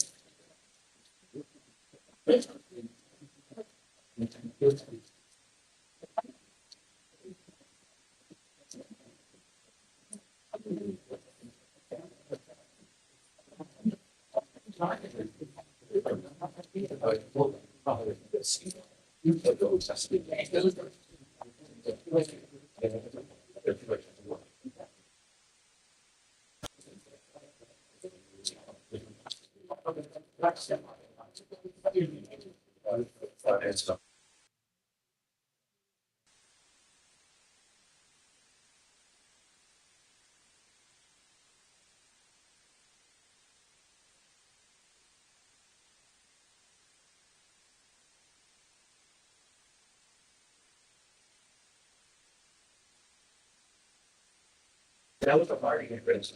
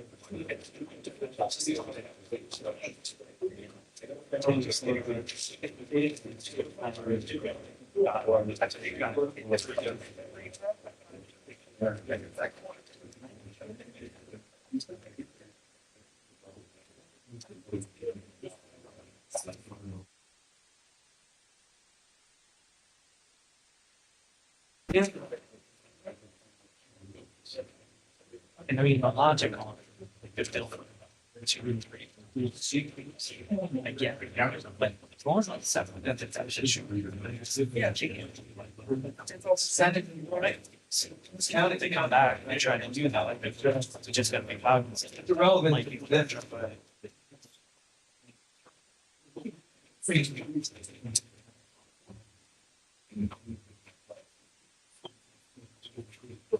I agree.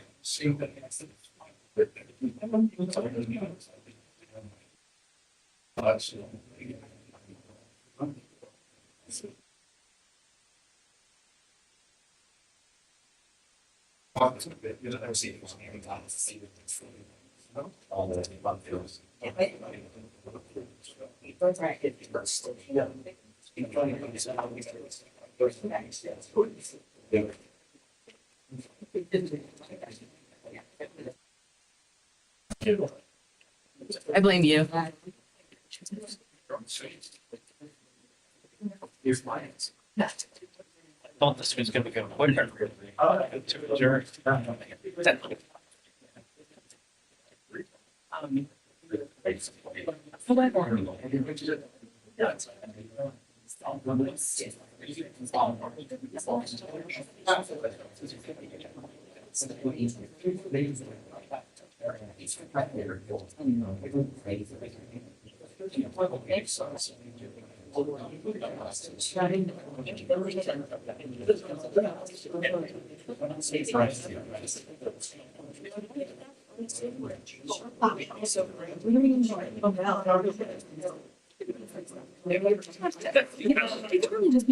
I agree. I try. Yes.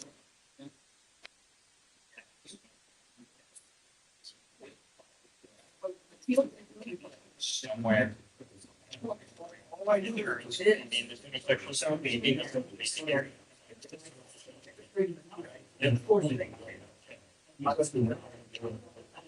this is more.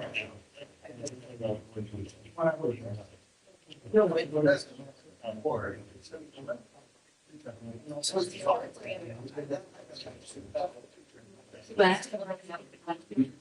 Right here. No.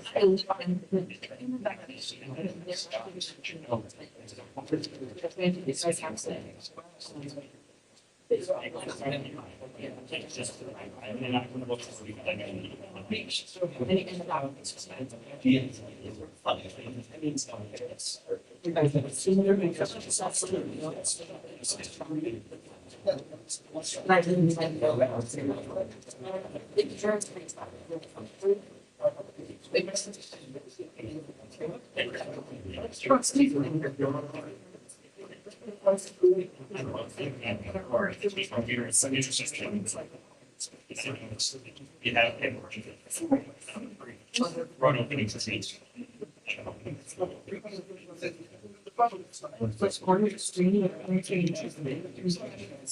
So. I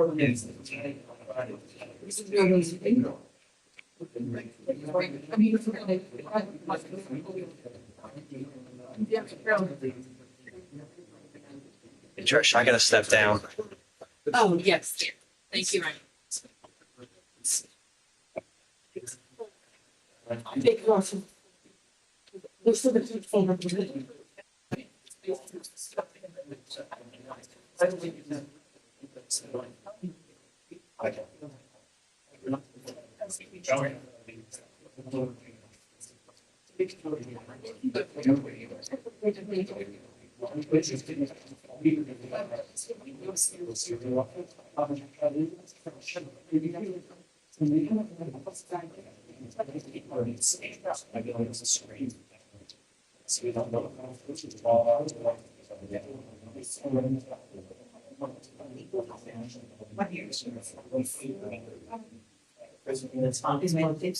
It's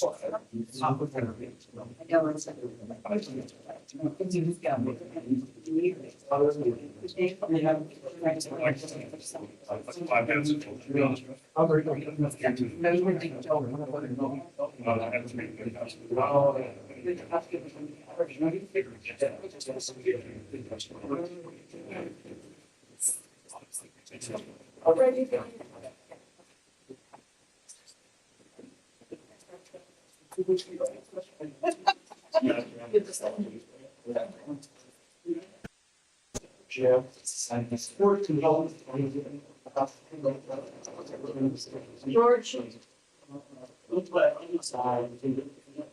Yeah. A lot of people were.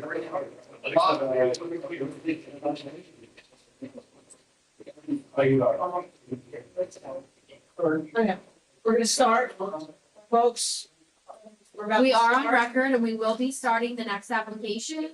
Thank you.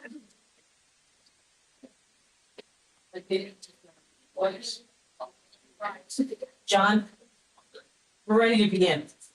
John is ready. I know, just get them in. Any and all conversation needs to be taken outside of the courtroom. We are on record and starting the next application. Thank you.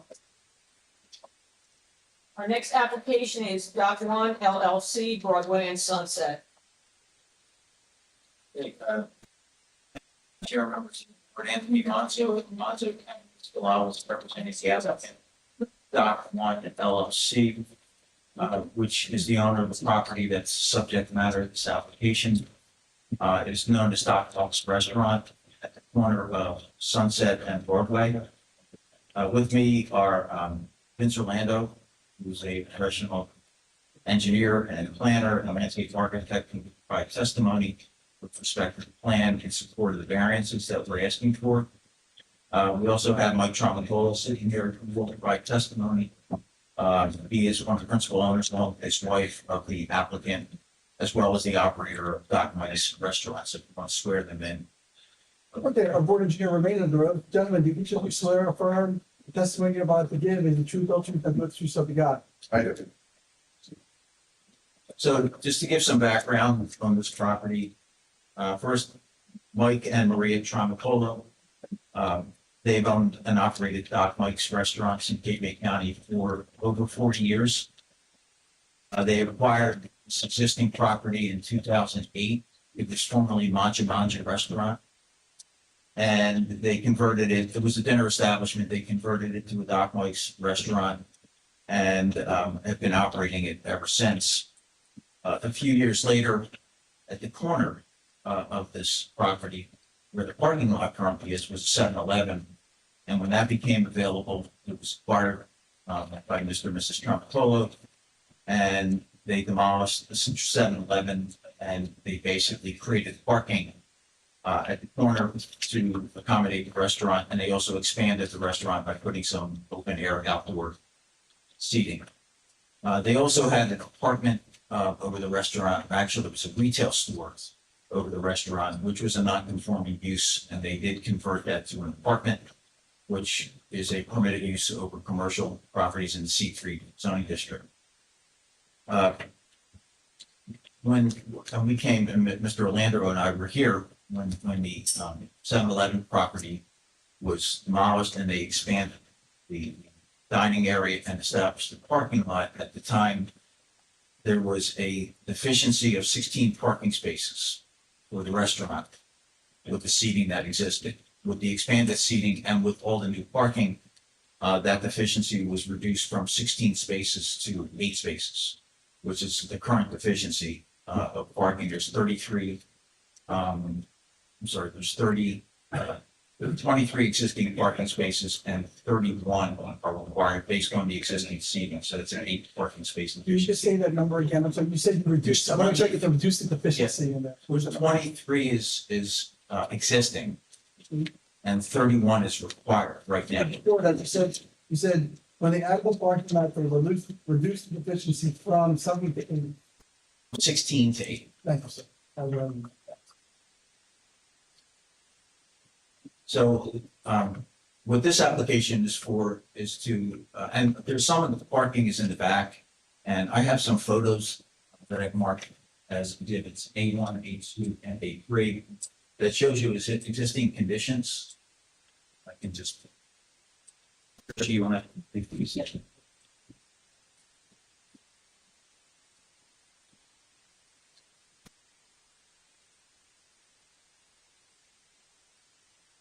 Although most of the parking is in the front corner, there are some parking spaces in the rear. As you can see from these photos marked as exhibits A1, A2, A3. And it's basically just a stone surface with some parking bumpers and signs, and it's facing the newly constructed building that used to be the Black Duck.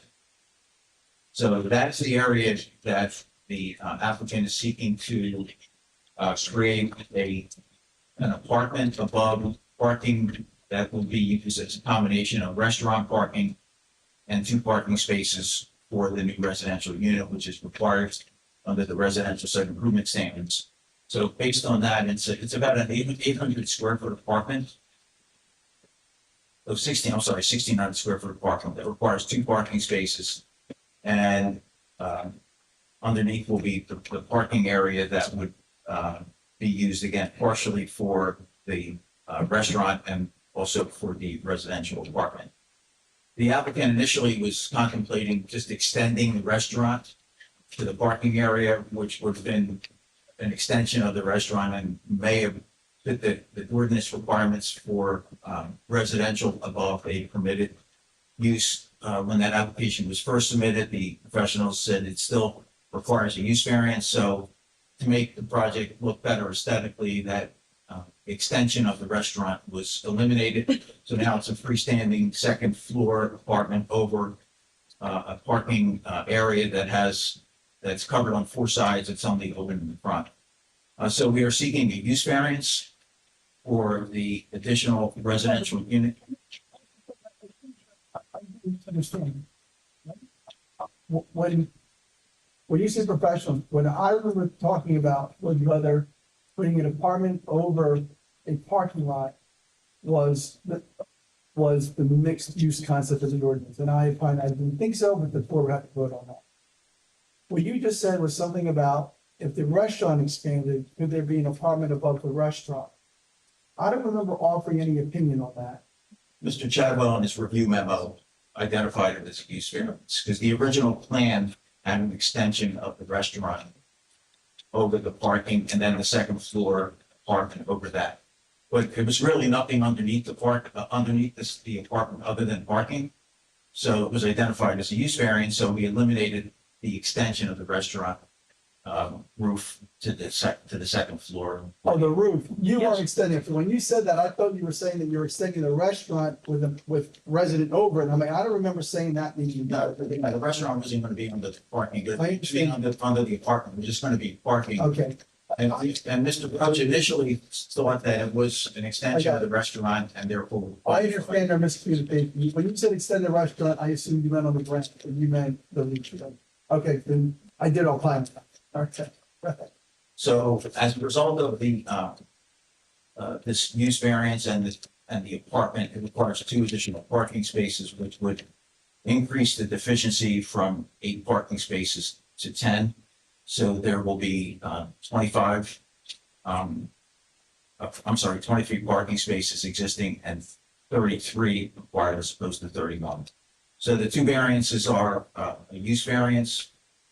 There is a parking variance, and also because the back of the property, there's basically 3 sides, three streets, and what we consider as a side yard when you're either at McCullough's Alley or Sunset, when you're facing the back from Broadway, it becomes a rear yard, and therefore the building does not meet the rear yard setback, so that triggers a rear yard setback variance.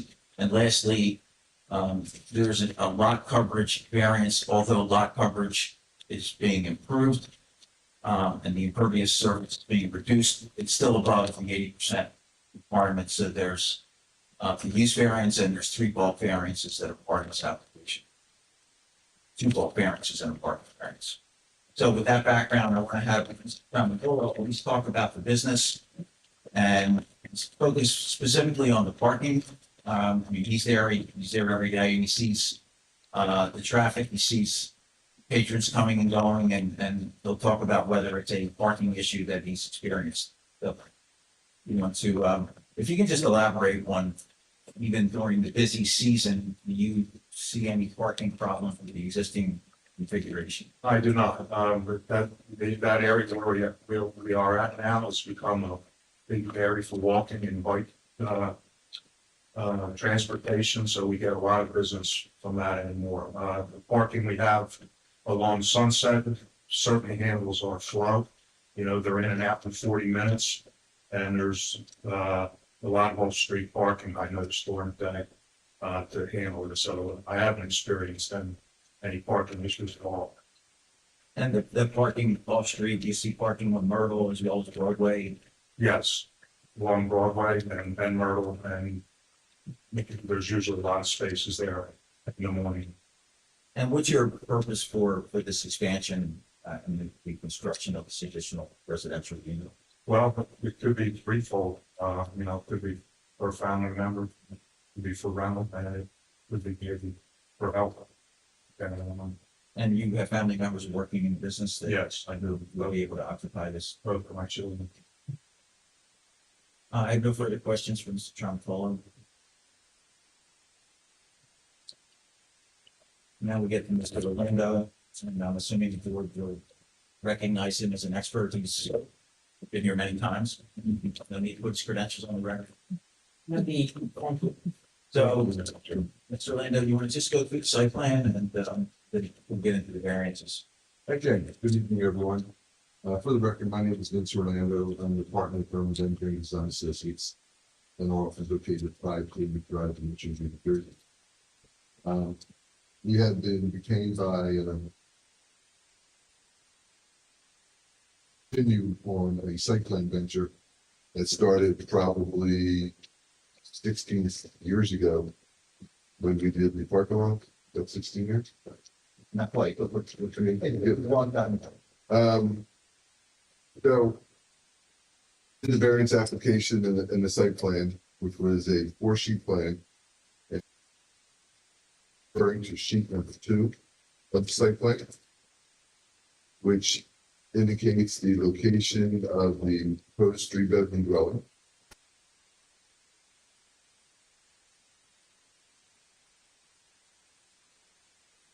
Shows for the most part all the existing conditions as it relates to the site.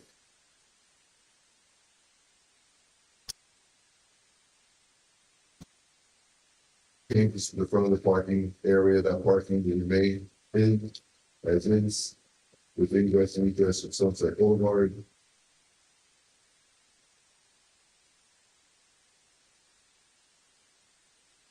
Same.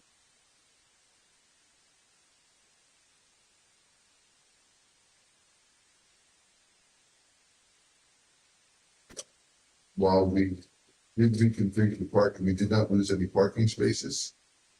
But the reconfiguration, in my opinion, made it a little bit safer ingress and egress off of McCullough's Alley. The architectural plans that were submitted were prepared by Mr. Porter. I know that they went to the HPC and did receive HPC approval. Technically, we had comments, positive comments from HPC. We haven't got final approval from HPC, but it was received in a positive light, and all the conditions and all the items that we have requested are being addressed in the architectural plans. We have a few more things to modify before we get to a final hearing.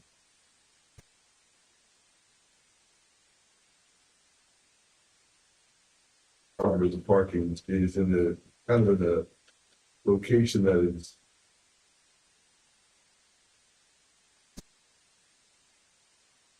all of McCullough Alley.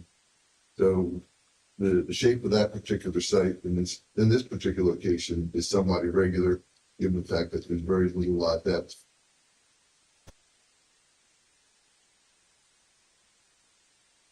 Reminded to hand out some photographs, which I think are important, because on lot 5, adjacent to this property is the reconstructing of, I guess it's the Black Duck.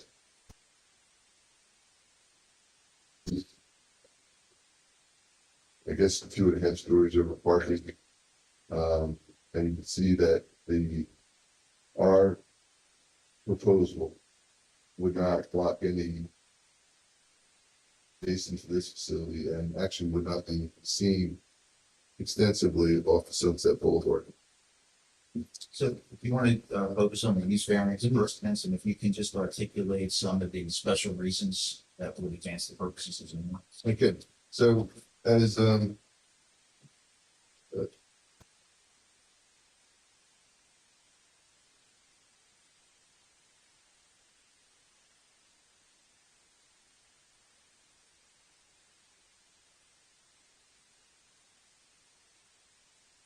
Caldwell, and I agree with Mr. Caldwell, tag this as C1 variant or D1 variance, where that particular use is not permitted because commercial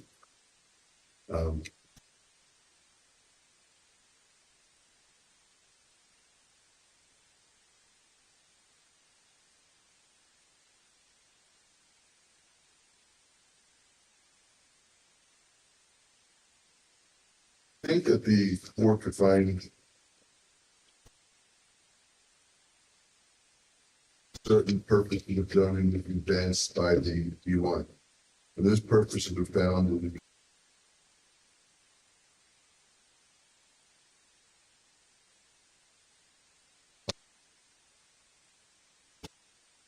other criteria as relates to the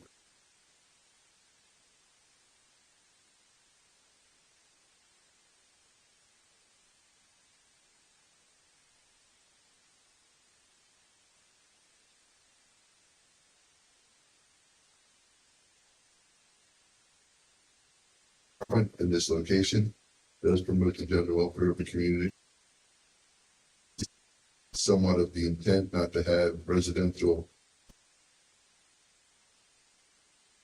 above commercial uses. I think in addition, it provides for the desired visual environment through creative development techniques and good civic design arrangement.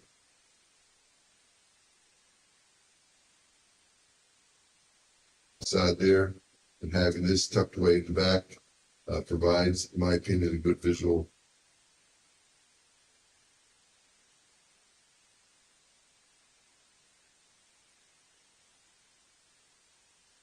Including mixed uses, commercial and residential in this zone. And I believe it also provides an appropriate population density. That will contribute to well-being of persons, neighborhood, communities, and regions, and the preservation of the environment. So I think all those 5 reasons outlined in the municipal annex law could be advanced by this application.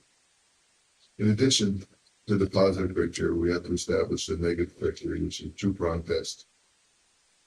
First being, is there any substantial detriment to the public good?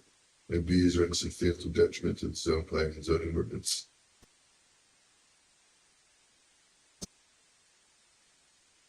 It's contemplated in the C3 zone that residential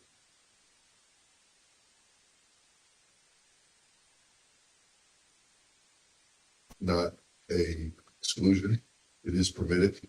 The fact of the matter is that we don't have it above commercial. So I don't believe that there's an impact on the zone planning and zoning ordinance. Impact on the neighborhood. I think in this particular location, in this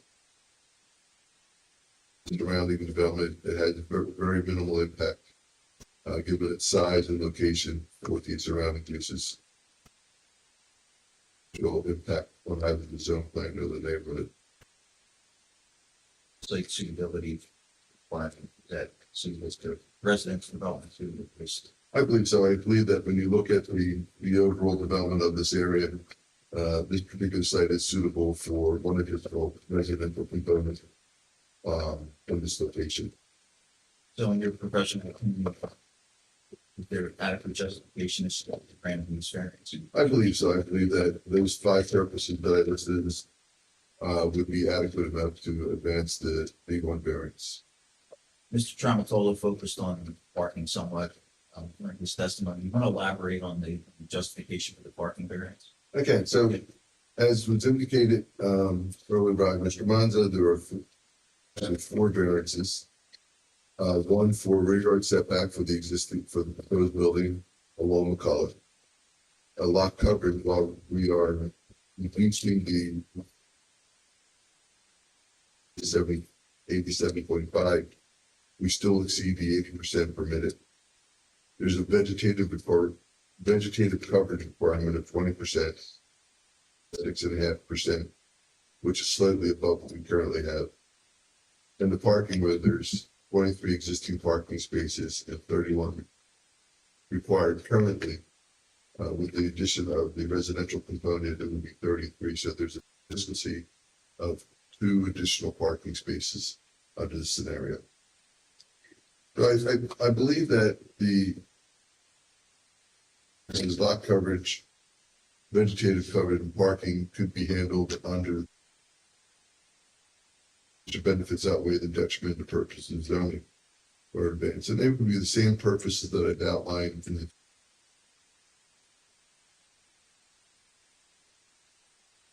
purpose of zoning could be advanced by this application.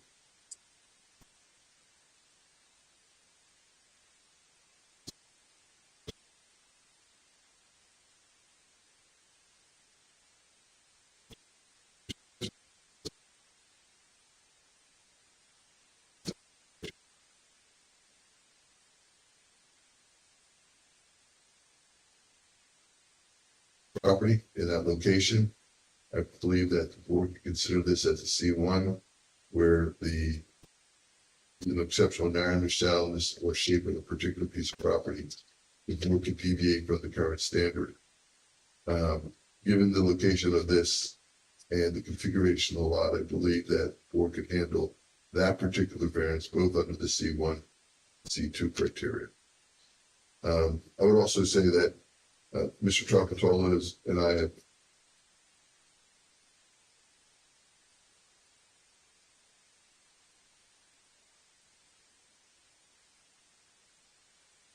parking lot that was established set to the community, to him.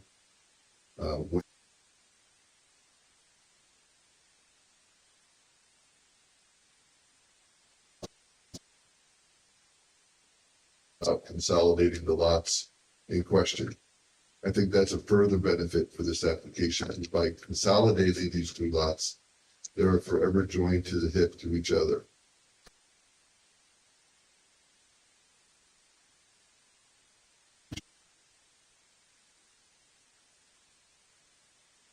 And so that consolidating these lots has an overall benefit to the project. The board engineer. And if I could just touch on that, because that was an issue when we were here last time. And it was kind of experimental because the applicant wasn't sure if this was really going to work. So the board agreed not to require a lot consolidation, with the condition that if the outdoor dining would ever get eliminated, or if he would sell the restaurant, he would have to consolidate it because the outdoor dining was actually partly on the 7-Eleven lot. So there were some conditions associated with that, but given the fact that we're several years later, it's been a success. And, so he just wants to continue to improve his business and his, and the situation there. So he has agreed willingly to a deed consolidation, which benefits not only I think this project, but I think it's something that the borough would want to see as well. So for all those reasons, I believe that the board could grant the variances that were listed. I've also had the opportunity to review your engineer's report. I don't take any exception to these comments.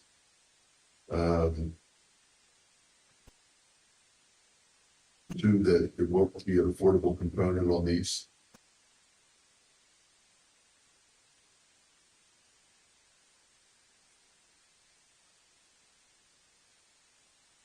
And on item number 4, site plan that I prepared would be the prevailing document. I know that site plan on his last sheet, that when we submit compliance plans will be eliminated, so that the duplicality will be eliminated. The final my plan, so at the end of the day, the site plan that I have, architectural plans, only not his site plan, would be site plan in there, which,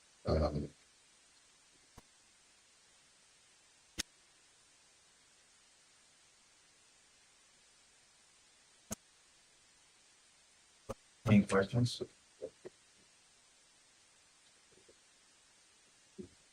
Go ahead, you can record, yeah, can we? Thank you, Carolyn. For the record, I know, Mr. Monto, at the beginning, you stated that there was 23 existing spaces, I believe, on page 1 of 4 of the site plan. yeah, it's 23, that was an error. 23, Yeah, this way. I apologize for that, but there are 23. So on general note 3 of the EDA plan sheet 1 and 4 should say there are 23 parking spaces. I agree. Looking at the topographic survey, you're sticking on the parkings, that's obviously comes an issue here. I counted 16 spaces in the 7-Eleven area parking lot, or not even parking spaces, I'll say parking bumpers that delineates a space. And then if you look up where it says block 34, around that area, there's 2 wheel stops in the concrete, and then there's 6 adjacent in that, right underneath the stone. But the one, if you notice, is off our property. Okay. That's why there's 23. As it encroaches. Right. I guess there's another half or 35% of the lens off. I did not count that one because at the end of the day, So it's 23 essentially on the lots, but you read this parking lot. It's okay, just for clarity. So, they are proposing 7 spaces in this new configuration for residents. That's going to float in the air with 3 parking spaces below, 2 spaces next to that separated structure, and then the 2 existing concrete spaces. So there's going to be 7 proposed spaces in that area, plus the 16, the 7-Eleven area, which gives us the 23 spaces again. Even though just on page 3 of my report, it outlines that. I just go over that for the record. Based on the number of seats for the restaurant, that requires 28 parking spaces. And then the residential dwellings that are actually above that restaurant, literally visibly above that restaurant, the Doc Mike's, there's an existing 5-bedroom apartment that requires 3 spaces, and a proposed 3-bedroom apartment, which is rounded down 2 spaces. So the residential units there require 5 parking spaces. That's how we came to the 33 required parking spaces that are required for the existing configuration. They offer 25, which we just went over, and now they're proposing essentially 18 spaces for the commercial use. Again, there's the existing 5-bedroom. The proposed 3-bedroom, which increases it by 2 more spaces. So they need 23 parking spaces, and 33 are necessary. So they already opined about the 10 parking space deficiency. So I just wanted to get that on the record. The use variance, again, is essentially an attached residential structure. So it's not permitted in the zone. That's what your D1 use variance is necessary. As they stated, there's a rear yard setback of 10 feet. They're proposing 4 foot to that residential addition. That's going to require variance. The maximum lot coverage is minimum or maximum 80% for this zone. The applicant is proposing 87.5%. Mr. Orlando, could you just on the record let us know how, I mean, we're putting a structure here, how is the lot coverage going down essentially? The same with the vegetative. Well, the area There's two areas that we are eliminating stone and doing landscape plantings. Okay. Along the one side there, along the west side of the property. Yeah. So that's how the gets reduced. So the coverage, we counted as stone too. Yeah, so, So we're eliminating stone. yeah, we need to clarify that in the ordinance, if stone counts as coastal or not, but, just for the, basis of this application, they're considering the stone to be lot coverage. They're actually gonna change some of that stone around the proposed structure to, landscaping and grass. Mostly landscape. Mostly landscaping, okay, so that's how they're adding a structure here, but the, lot coverage is essentially going down, because they're changing some of that stone to green space. Minimum vegetative coverage, that runs in the same vein, it's required to be 20% in the zone, it's a little less than 6.5% existing. They're actually increasing that to 6.5% with the green space that they're proposing, but they will still require a variance for that as well. And then we talked about the parking ad nauseum, so yeah, they need 10, efficient 10 parking spaces. Go to page 5 of my letter. Since this is a standalone structure that is pretty much fronting on McCullough Alley, what's the thought for the applicant in regards to the mailing address? It's gonna be a McCullough Alley mailing address, mailbox there. We'll probably deal with that with tax assessor. Typically, the tax assessor will provide us with the mailing address. We have a process subject.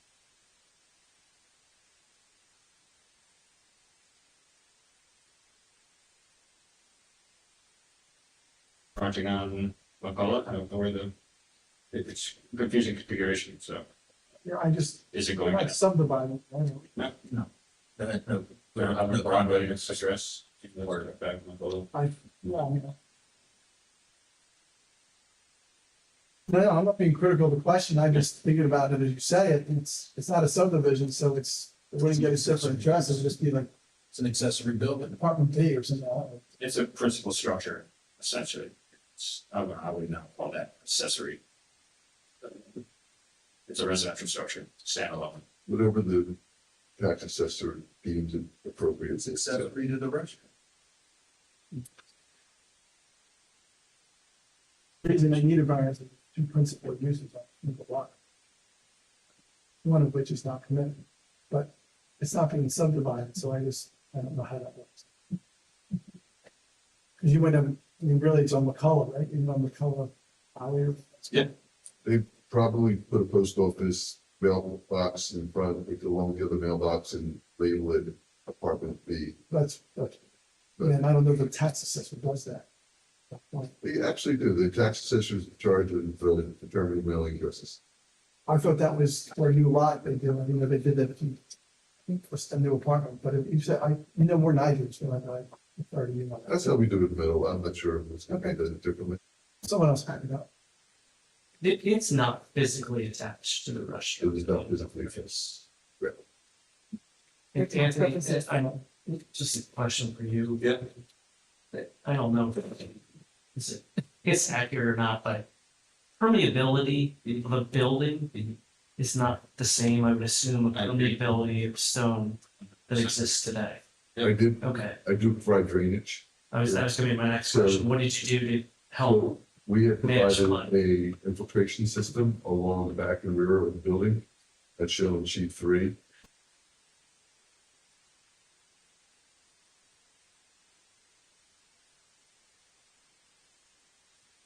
Now, because of the drainage staying on the property question.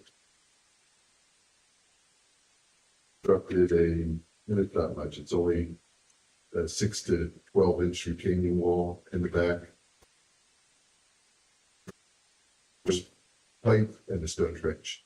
There's That's a great observation.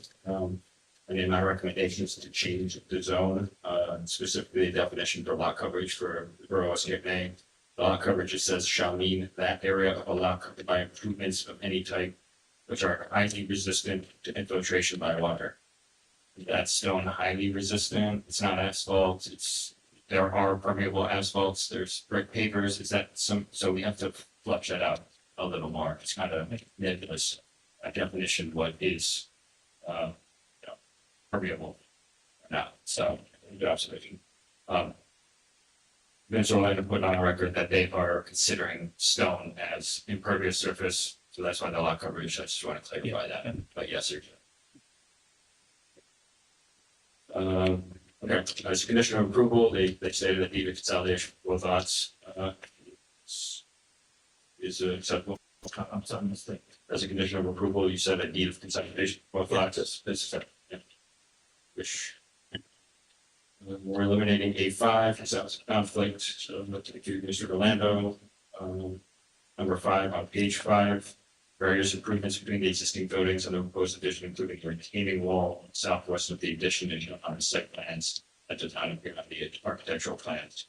Yes, that was on page 5 site plan as well. So then, Mr. Quarter's site plan will be eliminated, but will be the site plan of record. Gotcha. And all of the fencing that's proposed and the retaining wall will conform for ordinance. Agreed. There's specific building form requirements, the C3 zone, glass facades, and other things that pertain more to a commercial structure. You're proposing residence that really doesn't benefit from those kind of architectural aesthetic features. A waiver, I guess that would be considered a. Yeah, it's probably a waiver because it doesn't meet the architectural commercial standards. Yeah. I know you said anything, but section 27, I consider a variance. That's a kind of a design. That's what I was taught in the zoning section for that. I couldn't tell you who said that. Someone you've seen go up at zoning told me if it's in the zoning section, it is a variance. If it's in the design standard for site plans, it is a waiver. So I've always gone by that, and if it's wrong, at least I've done it consistently. Let's call it a variance for section 27, that's 17.5 and 4.5. A through E, I believe.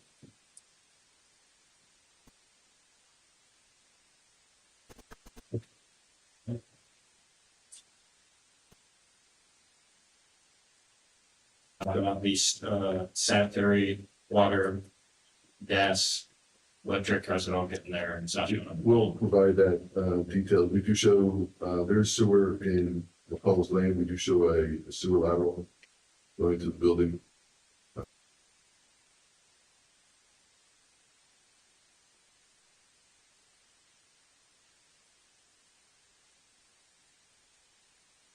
That concludes something for Just to help clarify, that new variance we identified in terms of building number 7 on page 3, and that variance is from 27-17.5, is that what it is? Number 7 under 5? correct.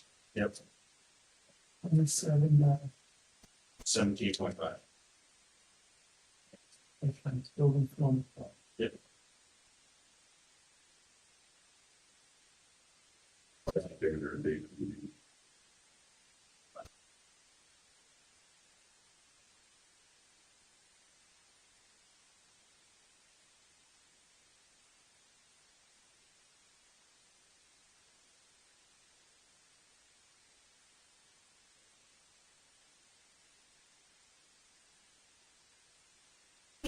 Businesses are in the downstairs there. Is it just the, Just a restaurant. just the restaurant?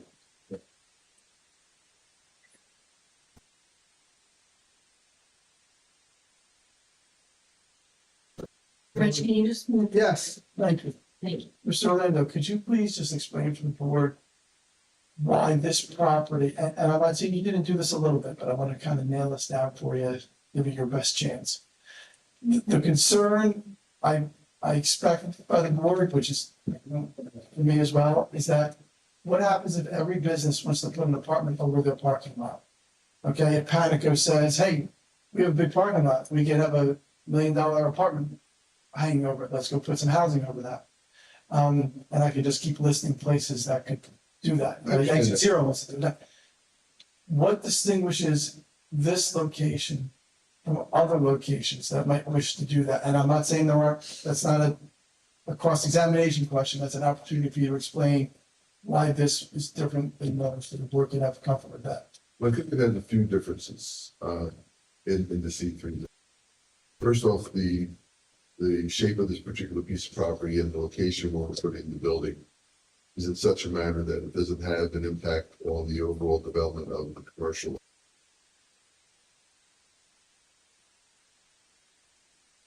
Parking component off of McCullough's and the commercial component off of Sunset and Broadway.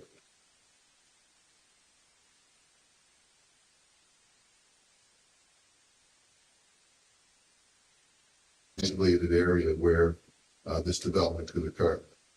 So while you can never do an analysis on every single property within the C3 zone, property is unique because of its shape and because of the location where we're putting the. Follow up with a very similar question. Does the applicant or board have any knowledge of a similar property in the borough?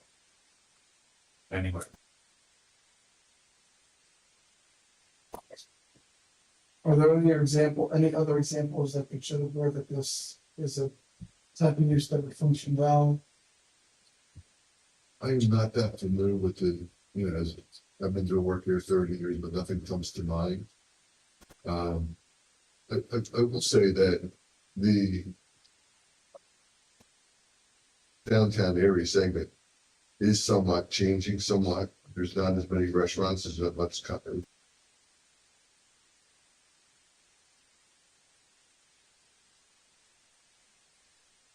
Restaurant maintaining the parking lot, especially at this intersection, is a good thing.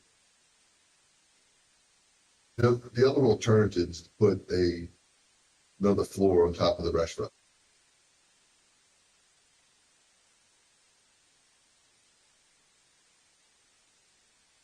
Site. We think that the restaurant standing alone, the location and is kind of a pinnacle of this location. And having this offsite tucked in the back is a better alternative than that. I would actually refute that because HPC wouldn't allow it because the roof line is the definitive force of that. But I understand the thought. The thought process. I mean, whether or not we could convince HPC, I don't know. Yeah, I understand.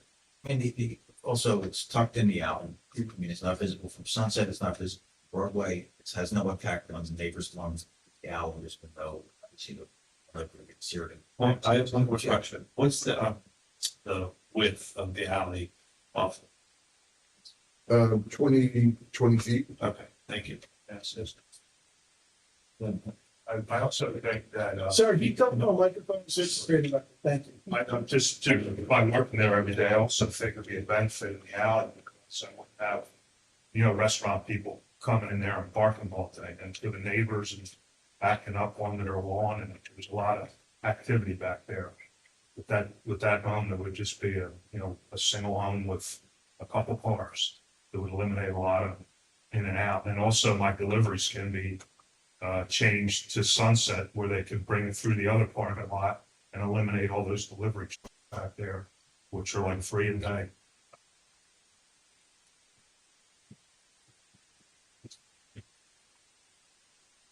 I'm sorry, why wouldn't there be deliveries back there? Well, I get deliveries because they come in the back door there. And Right. they come into the alley because of that parking lot is designated for the restaurant.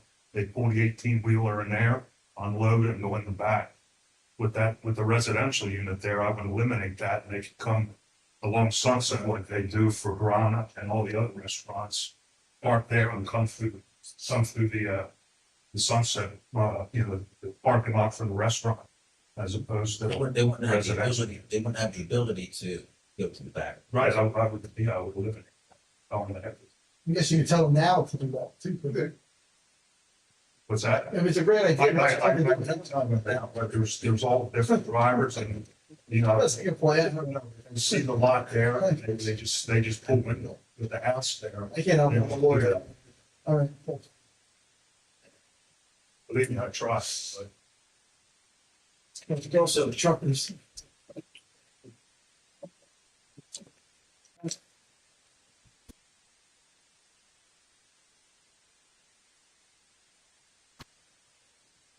Anyone from the board? yeah, to our, here, why do we not? Can you please turn on your microphone? So why aren't we looking at this as an accessory building? This is a separate building on the lot. And for height and setbacks, that an accessory building?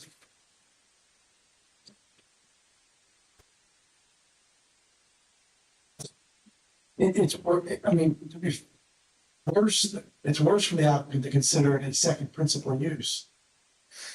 That's the highest variance you can get, it's a use variance. So calling it accessory structure might change some of the bulk analysis, but that's a C variance. That's a majority. In addition, but accessory living needs a use variance in itself, because it's not permitted in West Cape County. It's not. So even if you put this in my backyard, I would need a use variance. The reason you would need a use variance is that it would be a second principal use on a single lot.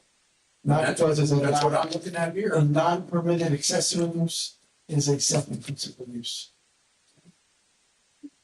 And why is this not that? Just remember to turn This your microphone. this is that, it's a second principal use, and the principal use they're proposing is not a permitted use. It's a double dig variance. That's for a D1 use, not accessory use, not conditional use. You're asking for the D1, which, as Rich said, is the most difficult one. I can read the accessory building definition if you want. Like, they'll just confuse them, it's not accessory, it's not an accessory use.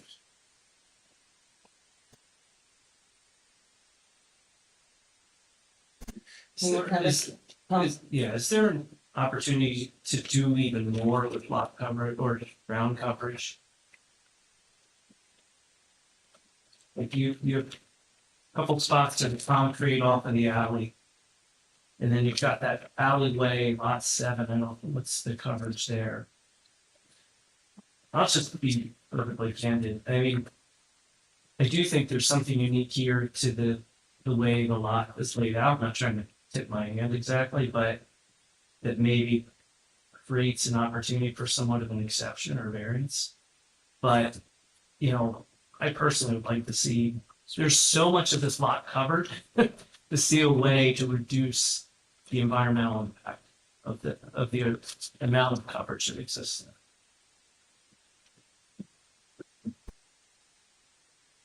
Architect. And what? That's his thinking cap. I knew he was gonna point out that he's a landscape architect. Yeah. So, I didn't say that tonight. I know you did it, that's why I had to say it, to recognize your expertise. I think some of the things that we can do to green up the facilities. Is, flower containers along the front of the building and along the.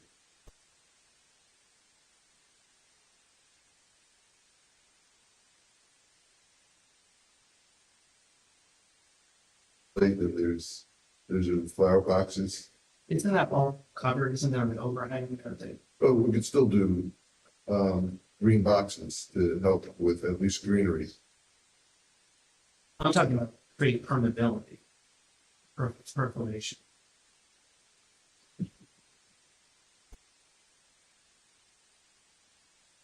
I can tell you that when we did the parking lot in front, that was 100% impervious coverage. We did provide drainage on that at the time to handle the water quality storm. So,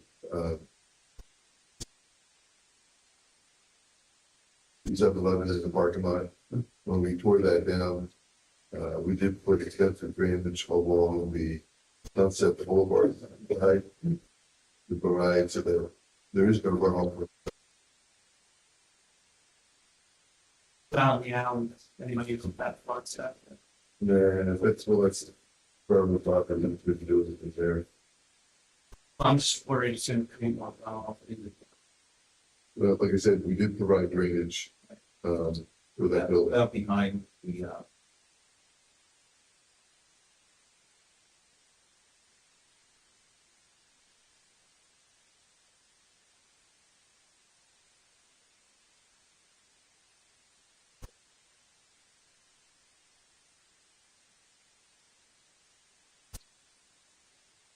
McCullough should be one of our pervious alleyways.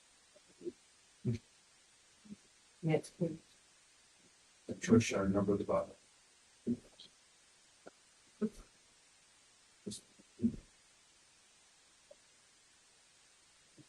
But I would like to just add to what Reggie said about other commercial lots. I mean, your commercial lot. Are you gonna be back here? Are you gonna build something over top? That front lot? I mean, once we set a precedent that you can build over these commercial lots. And well, each application is looked at based on circumstances in the site itself, and this is one of those unique situations where you have this back area that's kind of tucked away. And, Mr. Landon notes on the site suitability requirement for the use variance, which needs met. And every lawyer will cite this one when they come before us.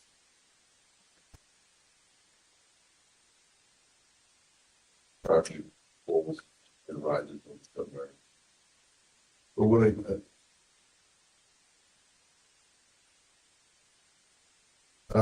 we could do is that we're proposing those two piggyback spaces are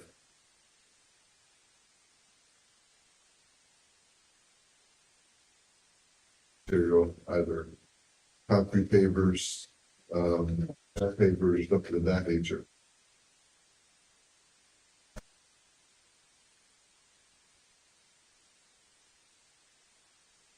Product called Grass Creek. We used it at Congress Hall on the south side. So the grass going up through in Parks well. Yeah, so that could be an alternative for look like. Thanks. Do you have anything further for us? Okay, I'd like to ask you to step back and ask if there's anyone from the public within 200 feet of this project that would like to come up and speak. Okay, seeing none, is there anyone outside of 200 feet from the committee that would like to come up and speak?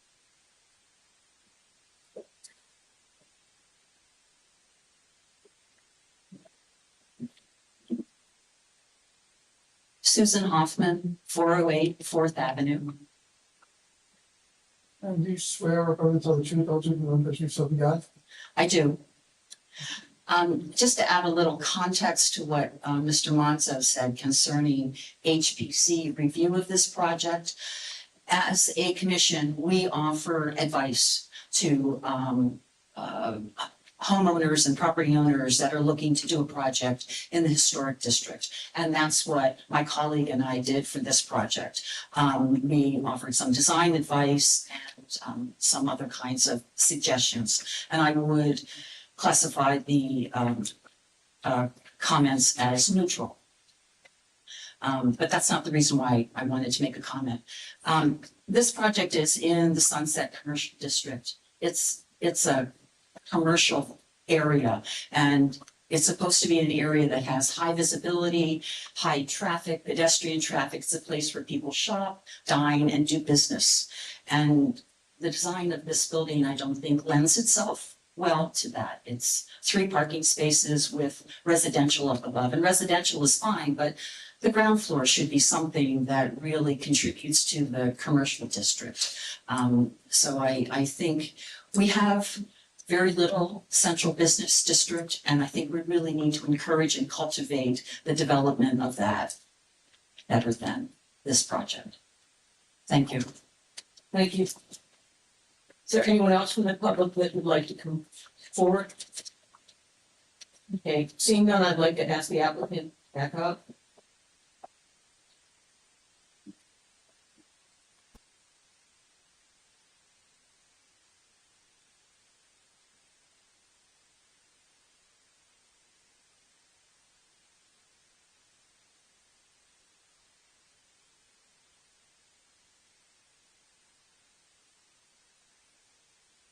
Further discourse?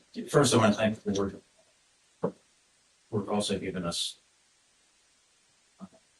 chances to come back when we had a full 7 member group. It's much appreciated. I know we were here once, last month because of not having 7 members. So I thank Tricia as well for keeping us posted on that. This is a unique property. There's a tremendous benefit, I believe, in making this a permanent site with the corner property locked into this restaurant. That's what the board wanted probably about 8 or 10 years ago when we were here. The owners of this facility do a tremendous job. It's really a family operation. And you know, they want to just expand, clean up the back. The back is probably the most unsightly part of this entire property if you look at those photos. So this cleans it up. There's really no ability to do anything more commercial on this site. But there is the ability to create a little more living space that maybe can be used by family members who are working at the restaurant. And it is not impacting any of the neighbors. It's not visible from Sunset. It's got the Black Duck building on one side. It's got this restaurant on the other side, and it's got the alley. And it's again, not visible from Sunset, not visible from Broadway. It's a modest addition to this site. It's just and again, residential use along with commercial use is part of this zone. And you want to get technical about whether it's over the restaurant or over the parking lot. And I understand the concern, you don't want to have apartments being built over parking lots throughout the C3 zoning district, and I don't think that would ever happen. There's just not availability for that. No site, I think, would accommodate it like this is able to, with only an increase in 2 parking spaces. And again, solving a problem that existed with a much greater deficiency in parking and really an unsightly property on the corner. He can keep the lot separately. He can develop that corner and do something else. And, you know, that may just create more problems, and he can build residential on top of that, and it may make it more intense than this is. I think having that corner wide open is a good thing for the town, and it's a nice area for parking. And putting this residential unit where it's not really visible from other properties or from the street, at least, I think is a benefit to the township, or at least there's no substantial detriment to either the zone plan or the public good. So I think there's adequate support for the approval of this variance, and I would respectfully request that the board grant it. Thank you. If no one has anything further, what will this do?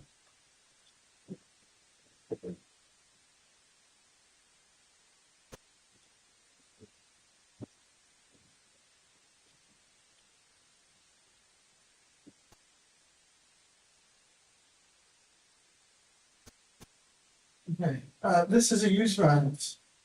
In particular cases for special reasons, you can grant a variance to allow departure. When for a use or principal structure in the district restricted against its use or principal structure. This is not a permitted use in the zone. They likened it to a mixed use with a residence over a commercial use. And it does have some of those benefits, but also the idea is you're supposed to have the residence over a commercial use because it's a commercial zone, right? So it's like it, but it's different.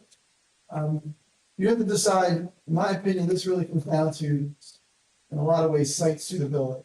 You still have to find the positive and negative criteria. You have to find special reasons, that it's advancing the purposes of zoning, that it doesn't have a, I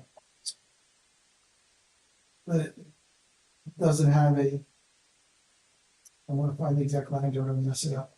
That it doesn't impair the intent and purpose of the zone plan zoning ordinance, But you also have to find site suitability. I think that's very important in this one. Both for the reasons you granted or the reasons you denied. And I think you have discussion with either one.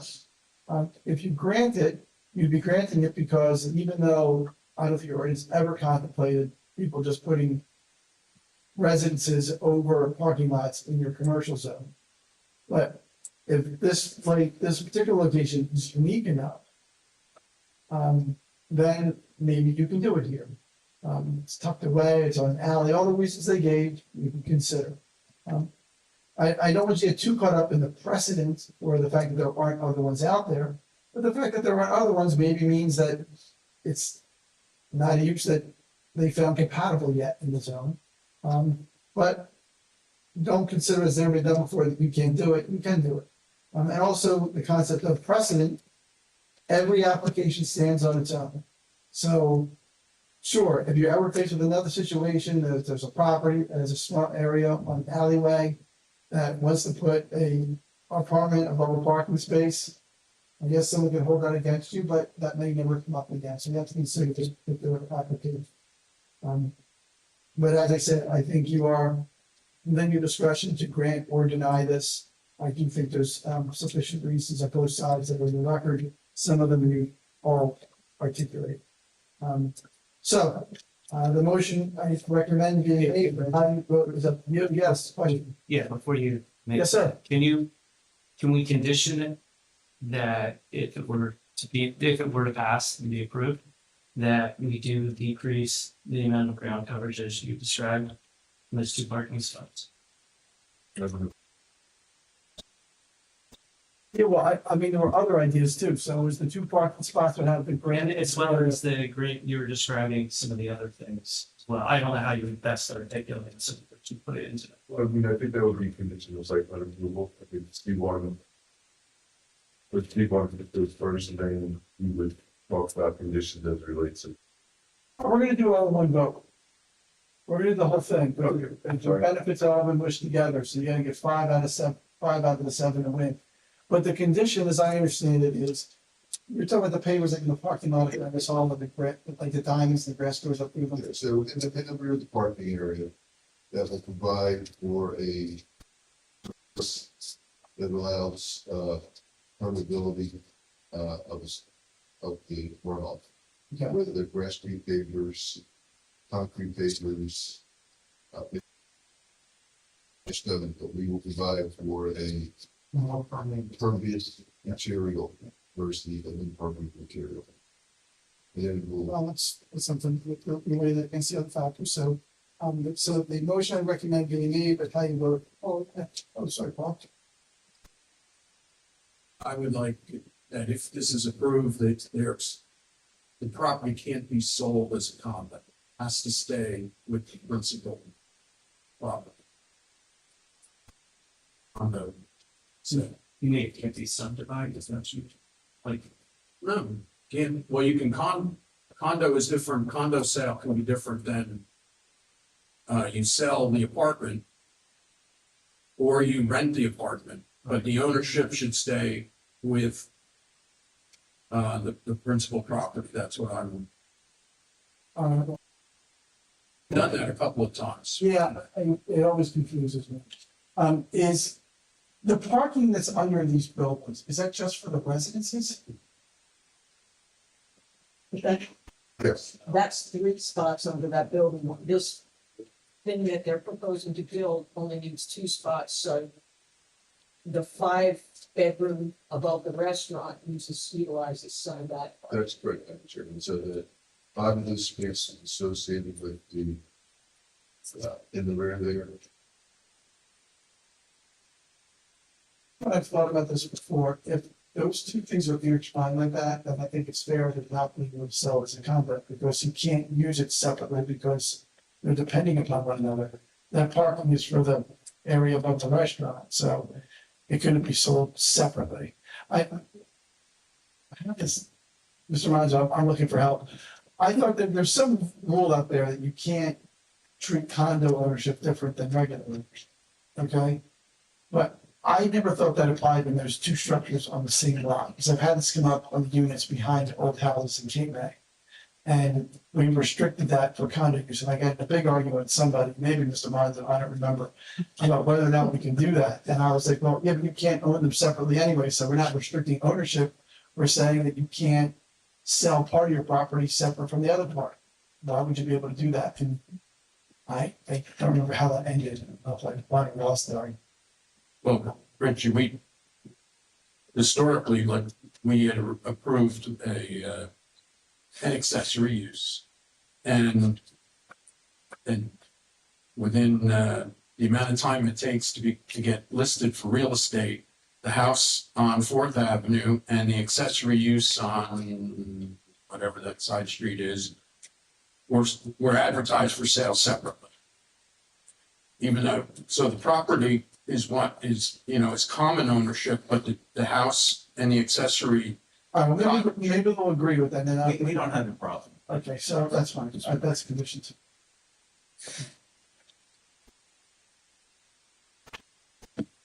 Anyone else? No one else? Dora? The other condition was that it all becomes one property. Yes, but so, but then, yeah, that's one. Yes, ma'am. I think that- Yes, number 3.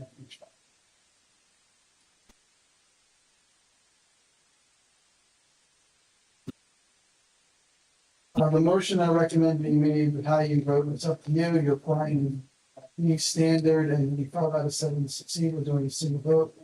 There's a motion to grant preliminary and final site plan approval with variances 1 through 6 and also number 7, 27-17.5 building form requirements. Subject to the conditions outlined by the board engineer in his report, including a condition of approval that the properties will be consolidated, that the apartment will not be sold as a condo, and that the 2 parking spots in the rear will be made of a semi-permeable material, and that there will be greenery placed along the front as described by Mr. Orlando. In the seating area, there are going to be planters.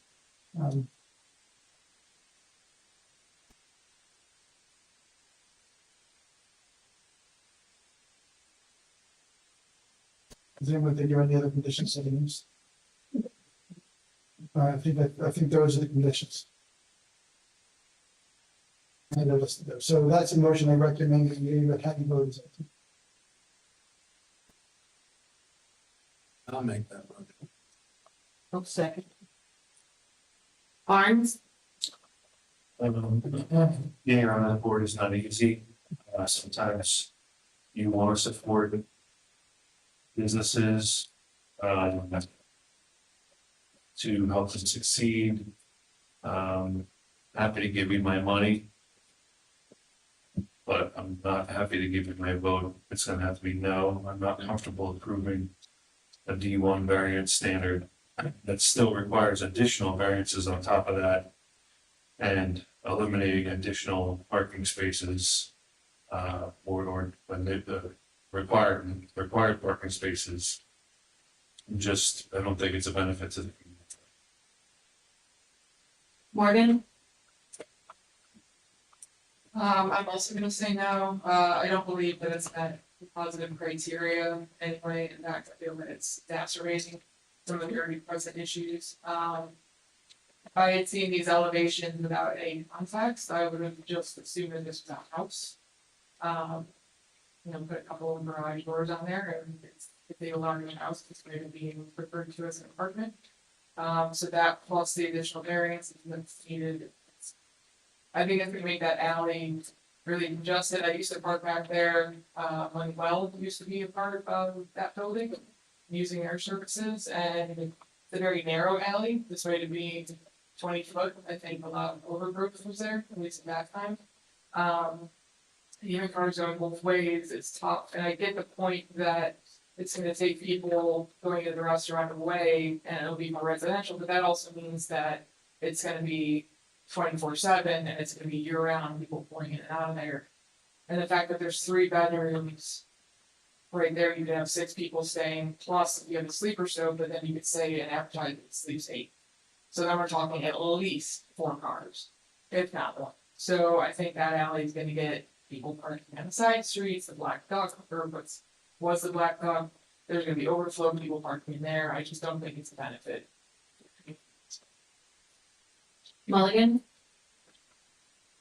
The project has a lot of elements to it, and some of which I'm concerned with, but overall, I'd probably say the part about merging the 2 lots is very attractive to me. So I'm able to accept the residents, and so I'm voting yes. O'Neill? I'm gonna vote yes, but I kind of like where they're putting it in the alley. But when this first came out, I thought it was gonna be in that main lot.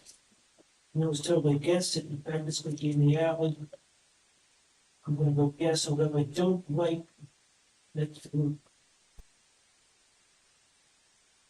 parking spots that they're losing, so I'm still gonna vote yes. Richard? I'm also gonna vote yes. I do think the location of this is very unique. I also believe we need more rental opportunities, properties in Westgate Bay. So I do believe it furthers the goodness for the community. So yeah, I'm a yes. Ray Flynn?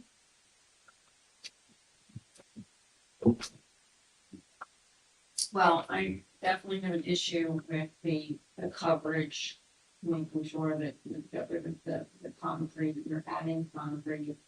The deficiency of the 10 parking areas. Is of substantial concern, and it's in our site plan with the borough about parking. The only thing that attracts me to swaying to a yes vote would be a lot becoming more of a contiguous lot that couldn't be sold or separated. But it would have to be the lot coverage, we definitely need that your concrete pads and things. Your stored concrete parking sites there, maybe you could, one here where the dumpsters and everything are too, was might be concrete. We could make them back. Avoiding. So I will vote yes on that. Contingency. Roselli? No.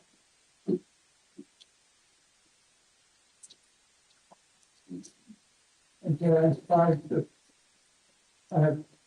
I know that there's 3 no's, so I can. 4-3. 4-3, okay, needed 5 to pass, so let's say no. A fact, gentlemen. Yeah.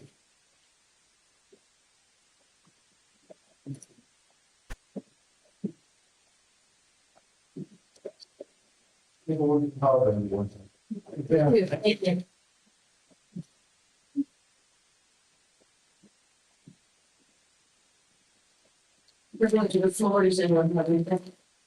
I do. This is my last planning board meeting. So overwhelming. It is us, we're gonna be canceling the workshop, I presume. I'm sure George has the flowers and the tool for me, and I'm just kidding. Yeah, not okay. So anyway, it's been my privilege that I really have always said that, thank you. This is the essential work of our. And we talk a lot about the character and of Westgate May, and this is where the heart of it happens. So it's been my privilege to work with you all, many hours to work with you. Isn't it? Say that. Say maybe. Still be back. You're all dropped here. We're going to go ahead and cancel our work session for this one. I found Edward, can you pass pages, stick into your, uh,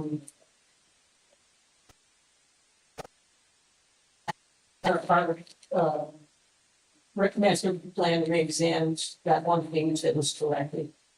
Can you print those so I can put that into my board instead of printing my whole book again? I'll come by and get it. Sure, please, thank you. Not this week, please. Not any week. Coming up, right. Does anyone else have anything they'd like to? Motion to adjourn? Second? All in favor?